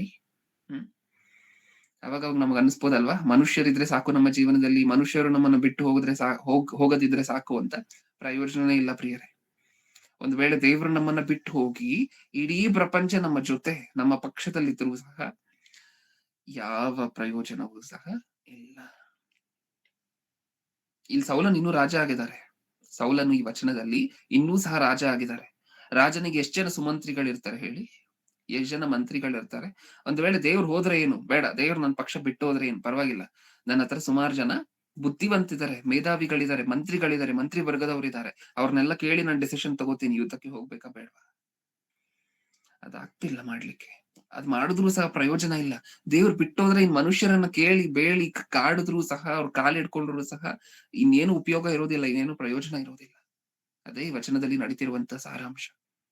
ನಮ್ಗೇನ್ ಅರ್ಥ ಆಗ್ತದೆ ಇದನ್ನೆಲ್ಲ ನೋಡ್ತಿರ್ಬೇಕಾದ್ರೆ? ದೇವ್ರು ಬಿಟ್ಟೋದ್ರೆ ಏನ್ ಪರಿಸ್ಥಿತಿ, ದೇವ್ರು ನಮ್ಮಿಂದ ದೂರ ಆದ್ರೆ ಏನ್ ಪರಿಸ್ಥಿತಿ, ಏನ್ ಆಗೋಗ್ಬೇಕು ನಮ್ಮ ಜೀವನಗಳು ಒಂದ್ಸರಿ ಯೋಚನೆ ಮಾಡಿ ನೋಡಿ. ಒಬ್ಬ ಮನುಷ್ಯನು ಸಹ ಸಹಾಯ ಮಾಡ್ಲಿಕ್ಕೆ ಮುಂದೆ ಬರೋದಿಲ್ಲ. ಒಬ್ಬ ಮನುಷ್ಯನು ಸಹ ಅಡ್ವೈಸ್ ಮಾಡ್ಲಿಕ್ಕೂ ಸಹ ಯಾರು ಬರೋದಿಲ್ಲ, ಸಜೆಷನ್ ಕೊಡ್ಲಿಕ್ಕೂ ಯಾರು ಬರೋದಿಲ್ಲ. ಹೌದಾ? ಯಾಕೆ ತಡೆದಿಟ್ಟಿರ್ತಾರ ಆತರ. ಒಂದ್ ವೇಳೆ ದೇವ್ರ ದೂರ ಆದ್ರೆ ಅಪವಾದಿ ಬಂದು ಏನೇನ್ ಮಾಡ್ಬೇಕು ಎಲ್ಲವನ್ನು ಮಾಡಿಸ್ತಿರ್ತಾನೆ ಅಂತ ಈಗಾಗ್ಲೇ ನೋಡಿದೀವಲ್ವಾ. ಸೌಲನ ಪರಿಸ್ಥಿತಿಯನ್ನ ನೋಡಿದ್ರ ಕ್ಲಿಯರ್ ಆಗಿ ಅರ್ಥ ಆಯ್ತಾ? ಸೌಲನ ಪಿಕ್ಚರ್ ಅರ್ಥ ಆಯ್ತಾ ನಮಗೆ? ಸಿಕ್ತವ್ರನ್ನೆಲ್ಲ ಬೇಲಾಡುವಂತಹದ್ದು, ಸಿಕ್ತವ್ರ ಕಾಲೆಲ್ಲ ಹಿಡ್ಕೊಳ್ಳುವಂತಹದ್ದು. ಹೇಳು ಪ್ಲೀಸ್ ಏನ್ ಮಾಡ್ಬೇಕು ಅಂತ ಗೊತ್ತಾಗ್ತಿಲ್ಲ, ಏನ್ ಮಾಡ್ಬೇಕು ಅಂತ. ಬಲು ಇಕ್ಕಟ್ಟಿನಲ್ಲಿ ಬಿದ್ದಿದ್ದೀನಿ. ಯಾರು ಇಲ್ಲ ಹೆಲ್ಪ್ ಮಾಡ್ಲಿಕ್ಕೆ. ದೇವ್ರು ನನ್ ಜೊತೆ ಮಾತಾಡ್ತಿಲ್ಲ, ದೇವರು ನನ್ ಜೊತೆ ಮಾತಾಡ್ತಿಲ್ಲ, ಏನ್ ಮಾಡ್ಬೇಕು ಅಂತ ಗೊತ್ತಾಗ್ತಿಲ್ಲ. ಬೇಕಾಪ್ರಿಯರೇ, ಈ ಪರಿಸ್ಥಿತಿಗಳು ನಮ್ಮ ಜೀವನದಲ್ಲಿ. ನ್ಯಾಯಸ್ಥಾಪಕರ ಗ್ರಂಥ. ಇನ್ನೊಬ್ಬ ವ್ಯಕ್ತಿ ಇದ್ದಾರೆ ದೇವರನ್ನು ದೂರ ಮಾಡ್ಕೊಂಡಂತಹ ವ್ಯಕ್ತಿ. ನ್ಯಾಯಸ್ಥಾಪಕರ ಗ್ರಂಥ 16ನೇ ಅಧ್ಯಾಯ 20ನೇ ವಚನ. 16-20. ಆಗ ಅವಳು ಸಂಸೋನನೇ, ಫಿಲಿಷ್ಟಿಯರು ಬಂದಿದ್ದಾರೆಂದು ಕೂಗಲು ಅವನು ಎಚ್ಚರ ಮುಂಚಿನಂತೆ ಈಗಲೂ ಕೋಸರಿಕೊಂಡು ಹೋಗುವೆನು ಅಂದುಕೊಂಡನು. ಆದರೆ ಯೆಹೋವನು ತನ್ನನ್ನು ಬಿಟ್ಟು ಹೋಗಿದ್ದಾನೆಂಬುದು ಅವನಿಗೆ ತಿಳಿಯಲಿಲ್ಲ. ಏನಂತೆ? ಆಗ ಅವಳು ಸಂಸೋನನೇ, ಫಿಲಿಷ್ಟಿಯರು ಬಂದಿದ್ದಾರೆಂದು ಕೂಗಲು ಅವನು ಎಚ್ಚೆತ್ತು ಮುಂಚಿನಂತೆ ಈಗಲೂ ಕೊಸರಿಕೊಂಡು ಹೋಗುವೆನು ಅಂದುಕೊಂಡನು. ಅಪ್ಪ ಏನ್ ಅನ್ಕೊಂಡ್ರಂತೆ ಸಂಸೋನನು? ಫಿಲಿಷ್ಟಿಯರು ಬಂದಿದ್ದಾರೆ ಅನ್ನುವಂತಹ ಮಾತು ಕಿವಿಗೆ ಬಿದ್ದ ತಕ್ಷಣ, ಫಿಲಿಷ್ಟಿಯರ ನನ್ನ ಮುಂದೆನಾ? ನಾನು ಒಂದ್ ಕೈ ಸಾಕು ಫಿಲಿಷ್ಟಿಯರಿಗೆ. ಯಾಕೆಂದ್ರೆ ಇಷ್ಟು ದಿನ ಹೊಡೆದಿದ್ರಲ್ವಾ ಚೆನ್ನಾಗಿ ಫಿಲಿಷ್ಟಿಯರನ್ನ. ಇಷ್ಟು ದಿನ ಫಿಲಿಷ್ಟಿಯರ ಮೇಲೆ ಬರೀ ಜಯನೇ ಅಲ್ವಾ ನೋಡಿದ್ದಂತಹದ್ದು. ಹೌದಲ್ವಾ? ಅದೇ ತರ ಈಗ್ಲೂ ಸಹ ಫಿಲಿಷ್ಟಿಯರನ್ನ ಒಂದೇ ಕೈಯಲ್ಲಿ ಸಂಹರಿಸಿ ಬಂದ್ಬಿಡ್ತೀನಿ ಅಂತ ಅನ್ಕೊಂಡ್ರು. ಎದ್ದೇಳಲಿಕ್ಕೆ ಪ್ರಯತ್ನ ಪಟ್ರಂತೆ. ಈಗಲೂ ಕೊಸರಿಕೊಂಡು ಹೋಗುವೆನು ಅಂದುಕೊಂಡನು, ಆದರೆ ಯೆಹೋವನು ತನ್ನನ್ನು ಬಿಟ್ಟು ಹೋಗಿದ್ದಾನೆಂಬುದು ಅವನಿಗೆ ತಿಳಿಯಲಿಲ್ಲ. ಆದರೆ ಯೆಹೋವನು ಅವನನ್ನು ಬಿಟ್ಟು ಹೋಗಿದ್ದಾನೆಂಬುದು ತಿಳಿಯಲಿಲ್ಲ. ಬಿಟ್ಟು ಹೊಟ್ಟೋಗಿದ್ರ ದೇವ್ರು? ಬಿಟ್ಟು ಹೋದ್ಮೇಲೆ ಏನಂತೆ ಪರಿಸ್ಥಿತಿ? ದೇವ್ರಿದ್ದಾಗ 1000 ಜನರನ್ನ ಒಬ್ಬ ವ್ಯಕ್ತಿ ಹೊಡೆದಿದ್ರಂತೆ. ಯಾವಾಗ? ದೇವ್ರ ಜೊತೆಲಿದ್ದಾಗ. ಅಂದ್ರೆ ನಾವು ಹೊಡಿತೀವಿ ಅನ್ನುವಂತಹದ್ದಲ್ಲ ಈ ಪಾಯಿಂಟ್. ಈ ಕಾಲದಲ್ಲಿ ನಮಗೂ ಅಷ್ಟು ಶಕ್ತಿ ಬರುತ್ತೆ ದೇವರಿದ್ರೆ ಅನ್ನುವಂತಹದ್ದಲ್ಲ ಪಾಯಿಂಟ್ ಇಲ್ಲಿ. ಆ ಕಾಲದಲ್ಲಿ ಅದ್ ಬೇಕಾಗಿತ್ತು. ಸಂಸೋನನನ್ನ ಆ ಪರಿಸ್ಥಿತಿಗೋಸ್ಕರನೇ ಹುಟ್ಟಿಸಿದ್ರು. ಅದಕ್ಕೋಸ್ಕರ ದೇವ್ರ ಪಕ್ಷದಲ್ಲಿದ್ದಾಗ ಆ ರೀತಿ ಆಯ್ತು. ನೀವ್ ಅದನ್ನ ನಮ್ಮ ಜೀವನಕ್ಕೆ ಕನ್ವರ್ಟ್ ಮಾಡಿ ನೋಡ್ಕೋಬೇಕು. ಸಂಸೋನನಿಗೆ ದೇವ್ರ ಹತ್ರ ಇದ್ದಾಗ ಹೆಂಗಿತ್ತು, ನಮಗೂ ಹಂಗೆ ಆಗತ್ತಾ ಬ್ರದರ್ ಅನ್ನುವಂತಹದ್ದಲ್ಲ ಇಲ್ಲಿ ಪ್ರಶ್ನೆ. ಕನ್ವರ್ಟ್ ಮಾಡಿ ನೋಡಿ ದಯವಿಟ್ಟು. ನಾವು ಸಂದೇಶದಲ್ಲಿ ಸತ್ಯವೇದಲ್ಲಿ ಇರುವಂತಹ ಸಂದರ್ಭಗಳನ್ನ ನೋಡಿದಾಗ, ಸೌಲನನ್ನ ದೇವರು ಬಿಟ್ಟಾಗ ಏನಾಯ್ತು ಅನ್ನುವಂತಹದ್ದು ನೀವ್ ನೋಡಿದ್ರೆ ಅದನ್ನ ನಿಮ್ಮ ಜೀವನಕ್ಕೆ ನೀವು ಕನ್ವರ್ಟ್ ಮಾಡ್ಕೊಳ್ಳಿ. ಹಾಗಾದ್ರೆ ನಮ್ಮ ಜೀವನದಲ್ಲಿ ದೇವರು ಬಿಟ್ಟು ಹೋದ್ರೆ ಅದೇ ನಡೆಯುತ್ತೆ ಅಂತಲ್ಲ, ಇನ್ನೊಂದು ನಡಿಬಹುದು. ನಮ್ಮ ಜೀವನ ಹೇಗಿದೆಯೋ ಆ ಜೀವನವನ್ನ ಹಾಳು ಮಾಡುವಂತಹ ಪರಿಸ್ಥಿತಿಗಳು ನಡಿಬಹುದು. ಇಲ್ಲಿ ಸಂಸೋನನು ದೇವರಿದ್ದಾಗ 1000 ಜನರನ್ನ ಒಬ್ಬ ವ್ಯಕ್ತಿನೇ ನಿಂತು ಹೊಡೆದ್ನಂತೆ. ಹೌದಾ? ದೇವ್ರು ಬಿಟ್ಟು ಹೋದ್ರಂತೆ ಒಂದ್ಸಾರಿ. ತನ್ನ ಕಣ್ಣನ್ನೇ, ತನ್ನ ಕಣ್ಮುಂದೆನೆ ಯಾರೋ ಬಂದು ಕೀಳ್ಬೇಕಾದ್ರೇನು ಸಹ ಈ ವ್ಯಕ್ತಿ ಪಾಪ ಏನು ಮಾಡ್ಲಿಕ್ಕಾಗಿಲ್ಲ. ಹೌದಲ್ವಾ? ಸಂಸೋನನ ಕಣ್ಣುಗಳನ್ನ ಏನ್ ಮಾಡ್ತಾರೆ? ಕಿತ್ತಾಕ್ತಾರೆ. 1000 ಜನರನ್ನು ಹೊಡೆದ್ನ ಈ ವ್ಯಕ್ತಿ ಹಿಂದೆ. ಹೌದು, ಈ ವ್ಯಕ್ತಿನೇನಾ ಅದು? ಈ ವ್ಯಕ್ತಿನೇ. ಈಗ ತನ್ನ ಕಣ್ಣನ್ನ ಜನರು ಬಂದು ಅಂದ್ರೆ ವೈರಿಗಳು ಬಂದು ತನ್ನ ಕಣ್ಣನ್ನ ಕೀಳ್ಬೇಕಾದ್ರೆ ಈ ವ್ಯಕ್ತಿ ಏನು ಮಾಡ್ಕೊಳ್ಲಿಕ್ಕಾಗಿಲ್ವಾ? ಇಲ್ಲ. ಎಷ್ಟ್ ಜನ ಬಂದಿರ್ತಾರೆ ಪ್ರಿಯರೇ ಕಣ್ ಕೀಳ್ಲಿಕ್ಕೆ? ಒಂದಿಬ್ರು ಬಂದಿರ್ಬೋದಾ? 2, 3 ಜನ, 4 ಜನ, 5 ಜನ ಬಂದಿರ್ಬೋದಾ? ಒಂದ್ 1000 ಜನರನ್ನು ಹೊಡೆದಂತಹ ವ್ಯಕ್ತಿಗೆ ಒಂದ್ 5 ಜನರಿಂದ ಪಾರಾಗುವಂತಹ ದೊಡ್ಡ ಕೆಲಸನ? 1000 ಜನರನ್ನ ಹೊಡೆದಿದ್ದು ದೇವರ ಹತ್ರ ಇರ್ಬೇಕಾದ್ರೆ. ಈಗ 5 ಜನರು ಬಂದು ಕಣ್ ಕೀಳ್ಬೇಕು ಅಂತ ಅನ್ಕೊಂಡಾಗ ಸುಮ್ನೆ ಇರುವಂತಹದ್ದು ದೇವರು ಇಲ್ಲದೆ ಇರ್ಬೇಕಾದ್ರೆ. ಅದು ಡಿಫರೆನ್ಸ್, ಅದು ವ್ಯತ್ಯಾಸ. ದೇವರು ಇರುವುದಕ್ಕೂ ದೇವರು ಇಲ್ಲದೆ ಇರುವುದಕ್ಕೂ ವ್ಯತ್ಯಾಸ ಏನು ಅಂತ ಹೇಳಿದ್ರೆ, 1,000 ಜನರನ್ನು ಹೊಡೆದಂತಹ ವ್ಯಕ್ತಿ ದೇವರ ಹತ್ರ ಇದ್ದಾಗ, 2, 3, 4, 5 ಜನ ಬಂದು ಕಣ್ಣನ್ನ ಕೀಳ್ಬೇಕಾದ್ರೆ ಏನು ಮಾಡ್ಲಿಕ್ಕಾಗಿಲ್ಲ ಅಲ್ವಾ? ಅದು ದೇವರು ಇಲ್ಲದೆ ಇರುವಂತಹ ಪರಿಸ್ಥಿತಿ. ಆ ವ್ಯತ್ಯಾಸ ನಮ್ಗೆ ಅರ್ಥ ಆದ್ರೆ ಹೋಗಿ ಮತ್ತೆ ದೇವರ ಪಾದವನ್ನು ಹಿಡ್ಕೊಂಡ್ಬಿಡ್ತೀವಿ. ತಂದೆ, ಇನ್ಯಾವತ್ತೂ ಸಹ ನಮ್ಮ ಜೀವನಗಳಿಂದ ನೀನು ದೂರ ಆಗ್ಬೇಡ. ದೇವ್ರ ಹತ್ರ ಇರ್ಬೇಕಾದ್ರೆ ನೋಡಿದ್ರೆ ಎಷ್ಟು ಸುಂದರವಾಗಿತ್ತು ಜೀವನ, ದೇವ್ರ ದೂರ ಆದ ನಂತರ ನೋಡಿದ್ರೆ ಹಿಂಗಾಗೋಯ್ತು ಅಂತ ಹೇಳಿ. ಸೌಲನ ಪರಿಸ್ಥಿತಿಯನ್ನ ನೀವ್ ನೋಡಿದ್ರಿ, ಸಂಸೋನನ ಪರಿಸ್ಥಿತಿಯನ್ನ ನೀವ್ ನೋಡ್ತಿದ್ದೀರಾ. ಬೇಕಾ? ನಮಗೆ ಈ ರೀತಿಯಾಗಿರುವಂತಹ ಶಿಕ್ಷೆಗಳು, ದೂರ ಆಗುವಂತಹದ್ದು ದೇವರಿಂದ, ಇದೆಲ್ಲ ಬೇಕಾ? ಕೀರ್ತನೆಗಳು 73ನೇ ಅಧ್ಯಾಯ, ಕೀರ್ತನೆಗಳು 73ನೇ ಅಧ್ಯಾಯ 27ನೇ ವಚನ. 73, 27. ಇಗೋ, ನಿನ್ನನ್ನು ಬಿಟ್ಟವರು ನಾಶವಾಗುವರು, ನಿನಗೆ ದ್ರೋಹ ಮಾಡುವವರೆಲ್ಲರನ್ನು ನಿರ್ಮೂಲ ಮಾಡುತ್ತಿ. ಇಗೋ, ನಿನ್ನನ್ನು ಬಿಟ್ಟವರು ನಾಶವಾಗುವರು. ದೇವರನ್ನ ಬಿಟ್ಟಂತವರು ಏನಾಗ್ತಾರಂತೆ? ನಾಶ. ಈ ಶಾಪ ಅಲ್ಲ, ನಡೆಯುವಂತಹ ವಿಚಾರವನ್ನ, ಸತ್ಯವಾಗಿರುವಂತಹದನ್ನ ನೀಟಾಗಿ ಬರ್ಸಿದ್ದಾರೆ ಅಷ್ಟೇ ಸತ್ಯವೇದದಲ್ಲಿ. ಏನಂತ ಹೇಳಿದ್ದಾರೆ? ದೇವರನ್ನ ಬಿಟ್ಟಂತವರು ನಾಶ ಆಗ್ತಾರೆ. ನಾವು ದೇವ್ರಿಗೆ ದೂರ ಆದ್ರು, ದೇವರು ನಮಗ್ ದೂರ ಆದ್ರು ಪ್ರಾಬ್ಲಮ್ ನಮಗೆ. ದೇವರು ಕಳ್ಕೊಳ್ಳುವಂತಹದ್ದು ಏನಿಲ್ಲ. ನಾವು ದೇವರ ಕೈಯನ್ನ ಬಿಟ್ರು, ದೇವರು ನಮ್ಮ ಕೈಯನ್ನ ಬಿಟ್ರು, ಶಾಪ ನಮಗೆ. ನಾಶ ಆಗುವಂತವರು ನಾವೇ. ಮತ್ತೆ ಓದೋಣ ಇದೇ ವಚನವನ್ನ. ಇಗೋ, ನಿನ್ನನ್ನು ಬಿಟ್ಟವರು ನಾಶವಾಗುವರು, ನಿನಗೆ ದ್ರೋಹ ಮಾಡಿದವರೆಲ್ಲರನ್ನು ನಿರ್ಮೂಲ ಮಾಡುತ್ತಿ. ಏನರ್ಥ ಆಯ್ತು ಪ್ರಿಯರ ನಮಗೆ ಸಂದೇಶದಲ್ಲಿ?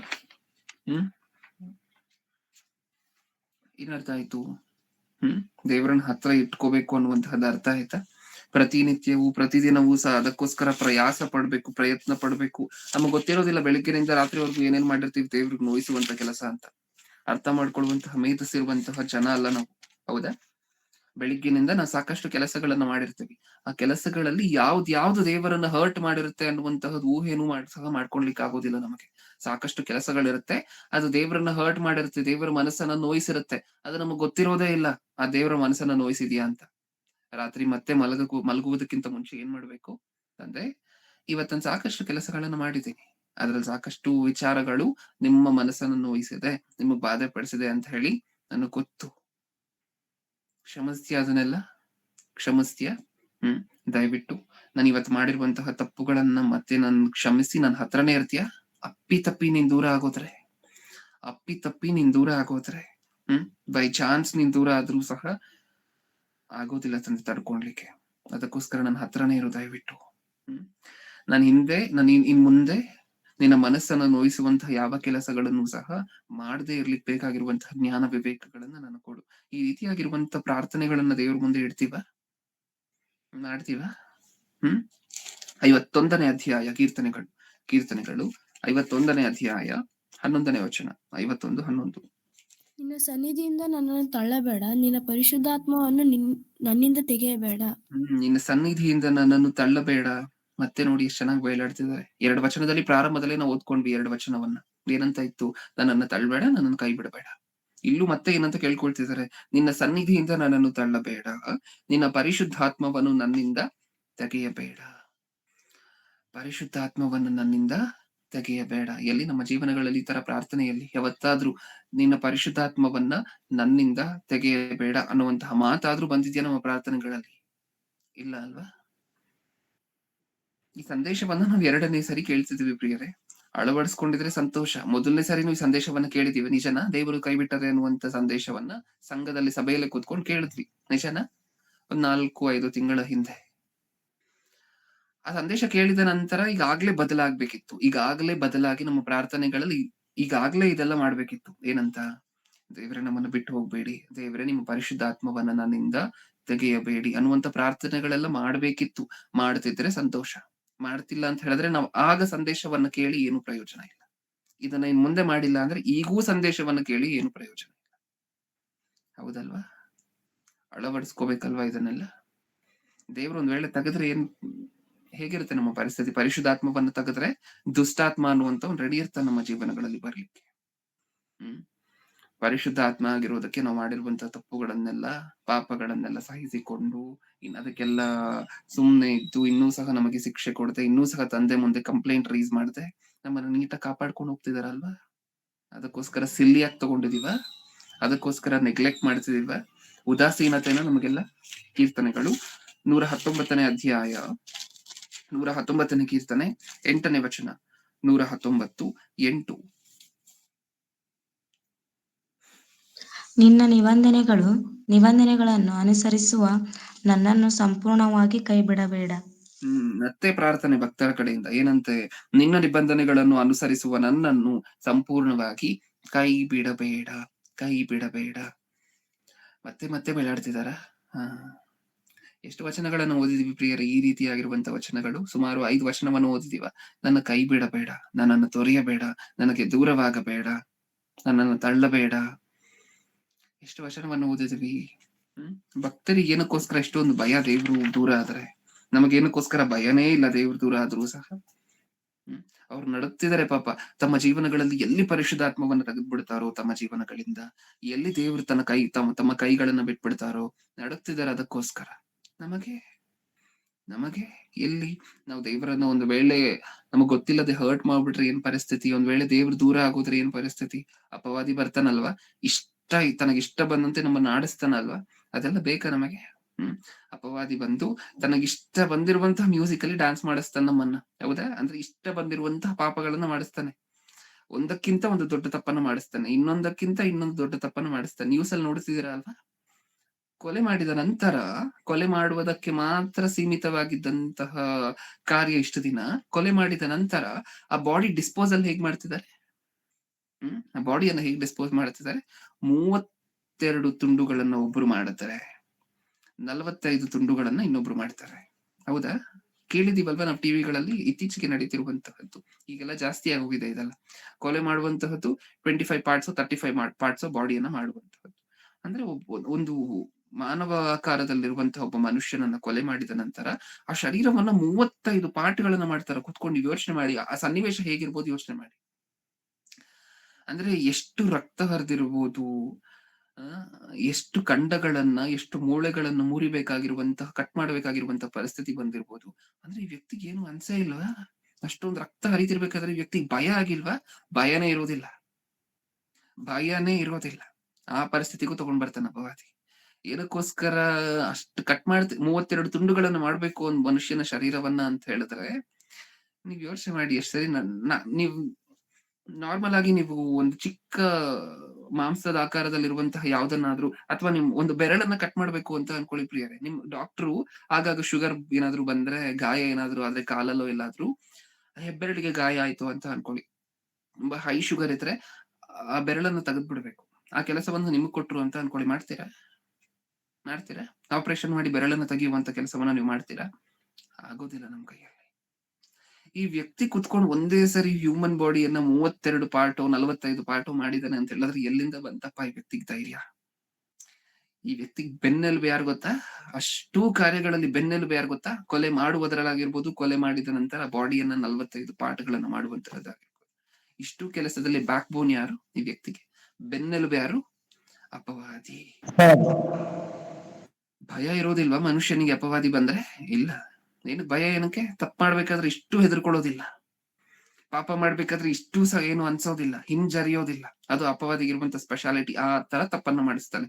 ನಾವು ಮಾಡ್ತಿರುವಂತಹ ತಪ್ಪೋ ಸರಿನೋ ಅನ್ನುವಂತಹದ್ದನ್ನು ಸಹ ಮರೆಸಿ ಆ ತರ ಮಾಡಿಸ್ತಾನೆ ನಮ್ಮ ಕೈಯಲ್ಲಿ.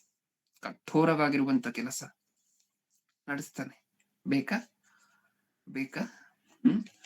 ನಾವ್ ಇಷ್ಟು ದಿನ ಈ ಅಪವಾದಿಗೆ ಸ್ವಾಗತ ಕೋರ್ತಿರುವಂತಹದ್ದು. ಯಾರು ಬಂದ್ರೆ ನಮ್ಮ ಜೀವನ ಪೂರ್ತಿಯಾಗಿ ದಾರಿ ತಪ್ಪು ಬಿಡುತ್ತೋ, ಯಾರು ನಮ್ಮ ಜೀವನಕ್ಕೆ ಬಂದ್ರೆ ಪೂರ್ತಿಯಾಗಿ ನಮ್ಮ ಜೀವನದ ದಿಕ್ಕೇ ಬದಲಾಗೋಗುತ್ತೋ, ಯಾರು ಬಂದ್ರೆ ಭಯ ಇಲ್ಲದೆ ಪಾಪ ಮಾಡ್ಲಿಕ್ಕೆ ಶುರು ಮಾಡ್ತೀವೋ, ಆತನಿಗೆ ರೆಡ್ ಕಾರ್ಪೆಟ್ ಹಾಕಿ ಬಾರಪ್ಪ ಅಪವಾದಿ ಬಾರಪ್ಪ ಅಪವಾದಿ ಅಂತ ಕರಿತಿರುವಂತಹದ್ದು. ಯಾಕಂದ್ರೆ ದೇವ್ರ ದೂರ ಆದ್ರೆ ಅದೇ ಅಲ್ವಾ ಆಗುವಂತಹದ್ದು.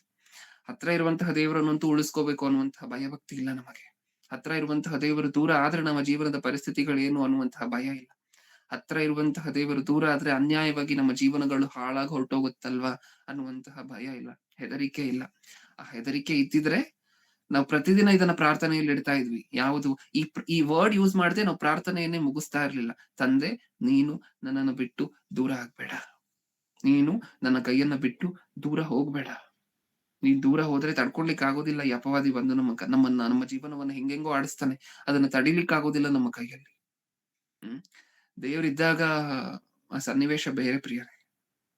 ದೇವರಿದ್ದಾಗ ಹೇಗಿರುತ್ತೆ, ದೇವ್ರ ಕೈ ಹಿಡ್ಕೊಂಡು ನಡೆಸ್ಬೇಕಾದ್ರೆ ಹೇಗಿರುತ್ತೆ ಪರಿಸ್ಥಿತಿ ಅನ್ನುವಂತಹದ್ದು ಈಗಾಗ್ಲೇ ನೀವ್ ಕೇಳಿದೀರ, ಹೌದಲ್ವಾ? ಒಂದು ಮಗುವನ್ನ ತನ್ನ ತಂದೆ ತಾಯಿ ಕೈ ಹಿಡ್ಕೊಂಡು ಮಾರ್ಕೆಟ್ ಅಲ್ಲಿ ಕರ್ಕೊಂಡು ಹೋಗ್ಬೇಕಾದ್ರೆ ಮಗುಗಿರುವಂತ ಆನಂದ ಬೇರೆ, ಸಂತೋಷ ಬೇರೆ. ಸುತ್ತಮುತ್ತ ನೋಡಿದಂತಹ ತಿಂಡಿ ಎಲ್ಲ ಕೊಡಿಸ್ಕೊಂಡು, ತಿಂಡಿ ತಿನಿಸುಗಳು ಮತ್ತೆ ಆಟದ ವಸ್ತುಗಳು ಅದನ್ನೆಲ್ಲ ಕೊಡಿಸ್ಕೊಂಡು ಆ ಮಾರ್ಕೆಟ್ ಅಲ್ಲಿ ಕರ್ಕೊಂಡು ಹೋಗ್ಬೇಕಾದ್ರೆ ಆ ಮಗು ತನ್ನ ತಂದೆ ತಾಯಿ ಕೈ ಹಿಡ್ಕೊಂಡು ಬರ್ಬೇಕಾದ್ರೆ ಅದರ ಆನಂದ ಸಂತೋಷ ಬೇರೆ. ಅದೇ ತಂದೆ ತಾಯಿ ರಶ್ ಇರುವಂತಹ ಮಾರ್ಕೆಟ್ ಅಲ್ಲಿ ಕೈ ಬಿಟ್ರು ಅಂತ ಅನ್ಕೊಳ್ಳಿ, ಅವಾಗ ಗೊತ್ತಾಗತ್ತ ಮಗುಗೆ, ಅಪ್ಪ ಹಿಂಗೂ ಇರುತ್ತಾ ಪರಿಸ್ಥಿತಿ, ಹಿಂಗೂ ಇರುತ್ತಾ ನೋವು ಅನ್ನುವಂಥದ್ದು, ಪೈನ್ ಅನ್ನುವಂತಹದ್ದು ಈ ರೀತಿನೂ ಇರುತ್ತಾ ಅಂತ ಅವಾಗ ಗೊತ್ತಾಗತ್ತೆ. ಅದೊಂದು ವೇಳೆ ನಮ್ಮ ಜೀವನದಲ್ಲಿ ಬೇಕಾದ್ರೆ ಆ ಪೈನ್ ಹೇಗಿರುತ್ತೆ, ಆ ನೋವು ಹೇಗಿರುತ್ತೆ ಅನ್ನುವಂತಹದನ್ನ ನಾವು ನೋಡ್ಬೇಕಾದ್ರೆ ಒಂದ್ ವೇಳೆ ನಮ್ಮ ಜೀವನದಲ್ಲಿ ದೇವ್ರ ದೂರ ಆದ್ರೂ ಪರವಾಗಿಲ್ಲ. ಇಲ್ಲ ಬೇಡ, ನಮ್ಗ ಪರಿಸ್ಥಿತಿಗಳೆಲ್ಲ ಬೇಡ ಅಂತ ಹೇಳಿದ್ರೆ ದಯವಿಟ್ಟು ಪಾಪಗಳನ್ನ ಮಾಡುವಂತಹದ್ದು, ತಪ್ಪುಗಳನ್ನ ಮಾಡುವಂತಹದ್ದೆಲ್ಲ ಕಡಿಮೆ ಮಾಡ್ಕೊಳ್ಳೋಣ. ಪಾಪಗಳನ್ನ ಮಾಡ್ಬೇಕು, ತಪ್ಪುಗಳನ್ನ ಮಾಡ್ಬೇಕು ಅಂತ ಅನ್ನಿಸ್ದಾಗ ನಮಗ್ ನೆನಪಿಗೆ ಬರ್ಬೇಕಾಗಿರುವಂತಹದ್ದು ಇದೊಂದೇ, ನಾನು ಈ ತಪ್ಪನ್ನ ಮಾಡಿದ್ರೆ ದೇವ್ರು ನನಗ್ ದೂರ ಆಗ್ತಾರೆ. ದೇವ್ರು ನನಗ್ ದೂರ ಆದ್ರೆ ಇನ್ನೂ ಒಂದಷ್ಟು ತಪ್ಪನ್ನ ಮಾಡ್ತೀನಿ, ಇನ್ನೂ ದೊಡ್ಡ ದೊಡ್ಡ ತಪ್ಪುಗಳನ್ನ ಮಾಡ್ತೀನಿ, ಇನ್ನೂ ದೊಡ್ಡ ದೊಡ್ಡ ಪಾಪಗಳನ್ನ ಮಾಡ್ತೀನಿ. ಅವಾಗ ಇನ್ನೂ ಶಾಶ್ವತವಾಗಿ ದೂರ ಆಗೋಗ್ತಾರೆ ದೇವ್ರು. ಇನ್ಯಾವತ್ತೂ ಸಹ ಹತ್ರ ಆಗದೆ ಇರುವಂತಹ ಪರಿಸ್ಥಿತಿಗೆ ಬರ್ತಾರೆ. ಆಮೇಲೆ ನರಕ ಬಿಟ್ಟು ಇನ್ನೊಂದು ಆಪ್ಷನ್ ಇರಲ್ಲ ಹೋಗ್ಲಿಕ್ಕೆ, ಸತ್ತ ನಂತರ. ಬೇಕಾ ನಮ್ಗದೆಲ್ಲ? ಇಸ್ರಾಯೇಲ್ಯರನ್ನ ಹೇಗ್ ನಡೆಸಿದ್ರಂತೆ, ಕೈ ಹಿಡ್ಕೊಂಡು ಇಸ್ರಾಯೇಲ್ಯರನ್ನ ಐಗುಪ್ತ್ಯ ದೇಶದಿಂದ ಹೇಗ್ ನಡೆಸಿದ್ರಂತೆ. ಬಿಸಿಲು ಅವ್ರನ್ನ ಹಿಂಸೆ ಪಡಿಸ್ಬಾರ್ದು, ಅದಕ್ಕೋಸ್ಕರ ಬಿಸಿಲು ತಾಗ್ಬಾರ್ದು ಅವ್ರಿಗೆ, ಹೌದಾ? ಮೋಡಗಳು ಸೆಕ್ಯೂರಿಟಿಗೋಸ್ಕರ, ಬಿಸಿಲು ಇವ್ರಿಗೆ ಬಂದು ತಾಕದಂತೆ ಮೋಡಗಳು. ರಾತ್ರಿ ಆದ್ರೆ ಚಳಿ ಆಗತ್ತಲ್ವಾ, ಚಳಿ ಆಗ್ಬಾರ್ದು ನನ್ನ ಮಕ್ಕಳಿಗೆ. ಅಗ್ನಿಸ್ತಂಭ, ಬೆಳಿಗ್ಗೆ ಮೇಘಸ್ತಂಭ, ರಾತ್ರಿ ಅಗ್ನಿಸ್ತಂಭ. ಚಪ್ಲಿ ಸಮೀಲಿಲ್ಲ, ಬಟ್ಟೆ ಮಾಸ್ಲಿಲ್ಲ, ಏನಕ್ಕೋಸ್ಕರ?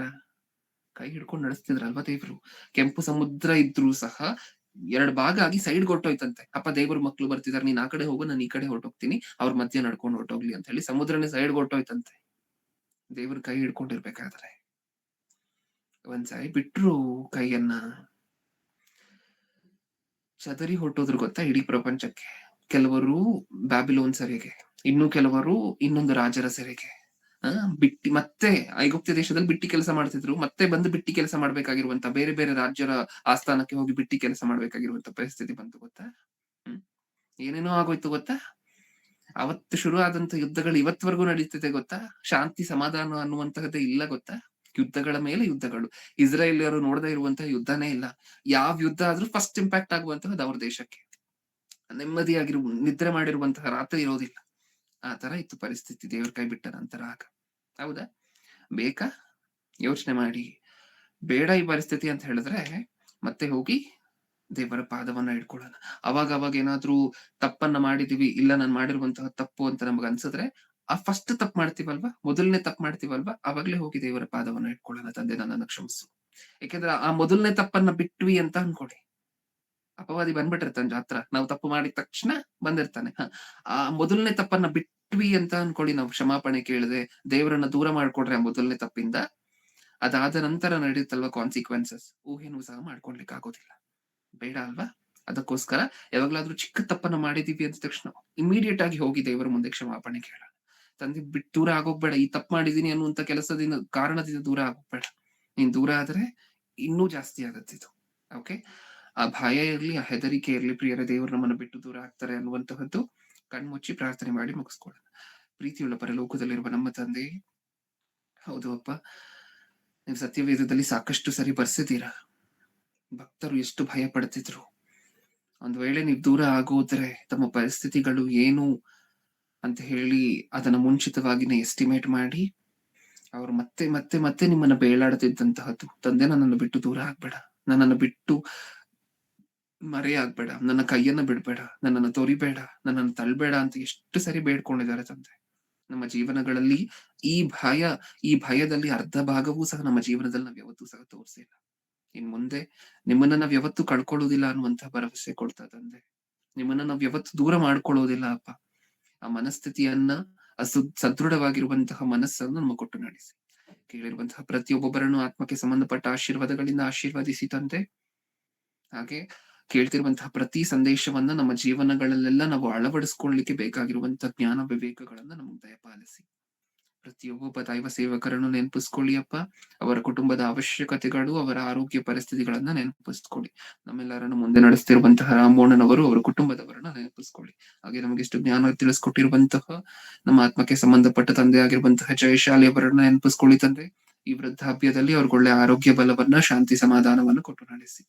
ನನ್ನ ಪ್ರಾರ್ಥನೆ ಯೇಸು ಕ್ರಿಸ್ತರ ನಾಮದಲ್ಲಿ ಸಮರ್ಪಿಸಿ ಬೇಡಿಕೊಳ್ಳುತ್ತಿದ್ದೇನೆ, ಪರಲೋಕದಲ್ಲಿರುವ ನಮ್ಮ ತಂದೆಯೇ. ಆಮೆನ್.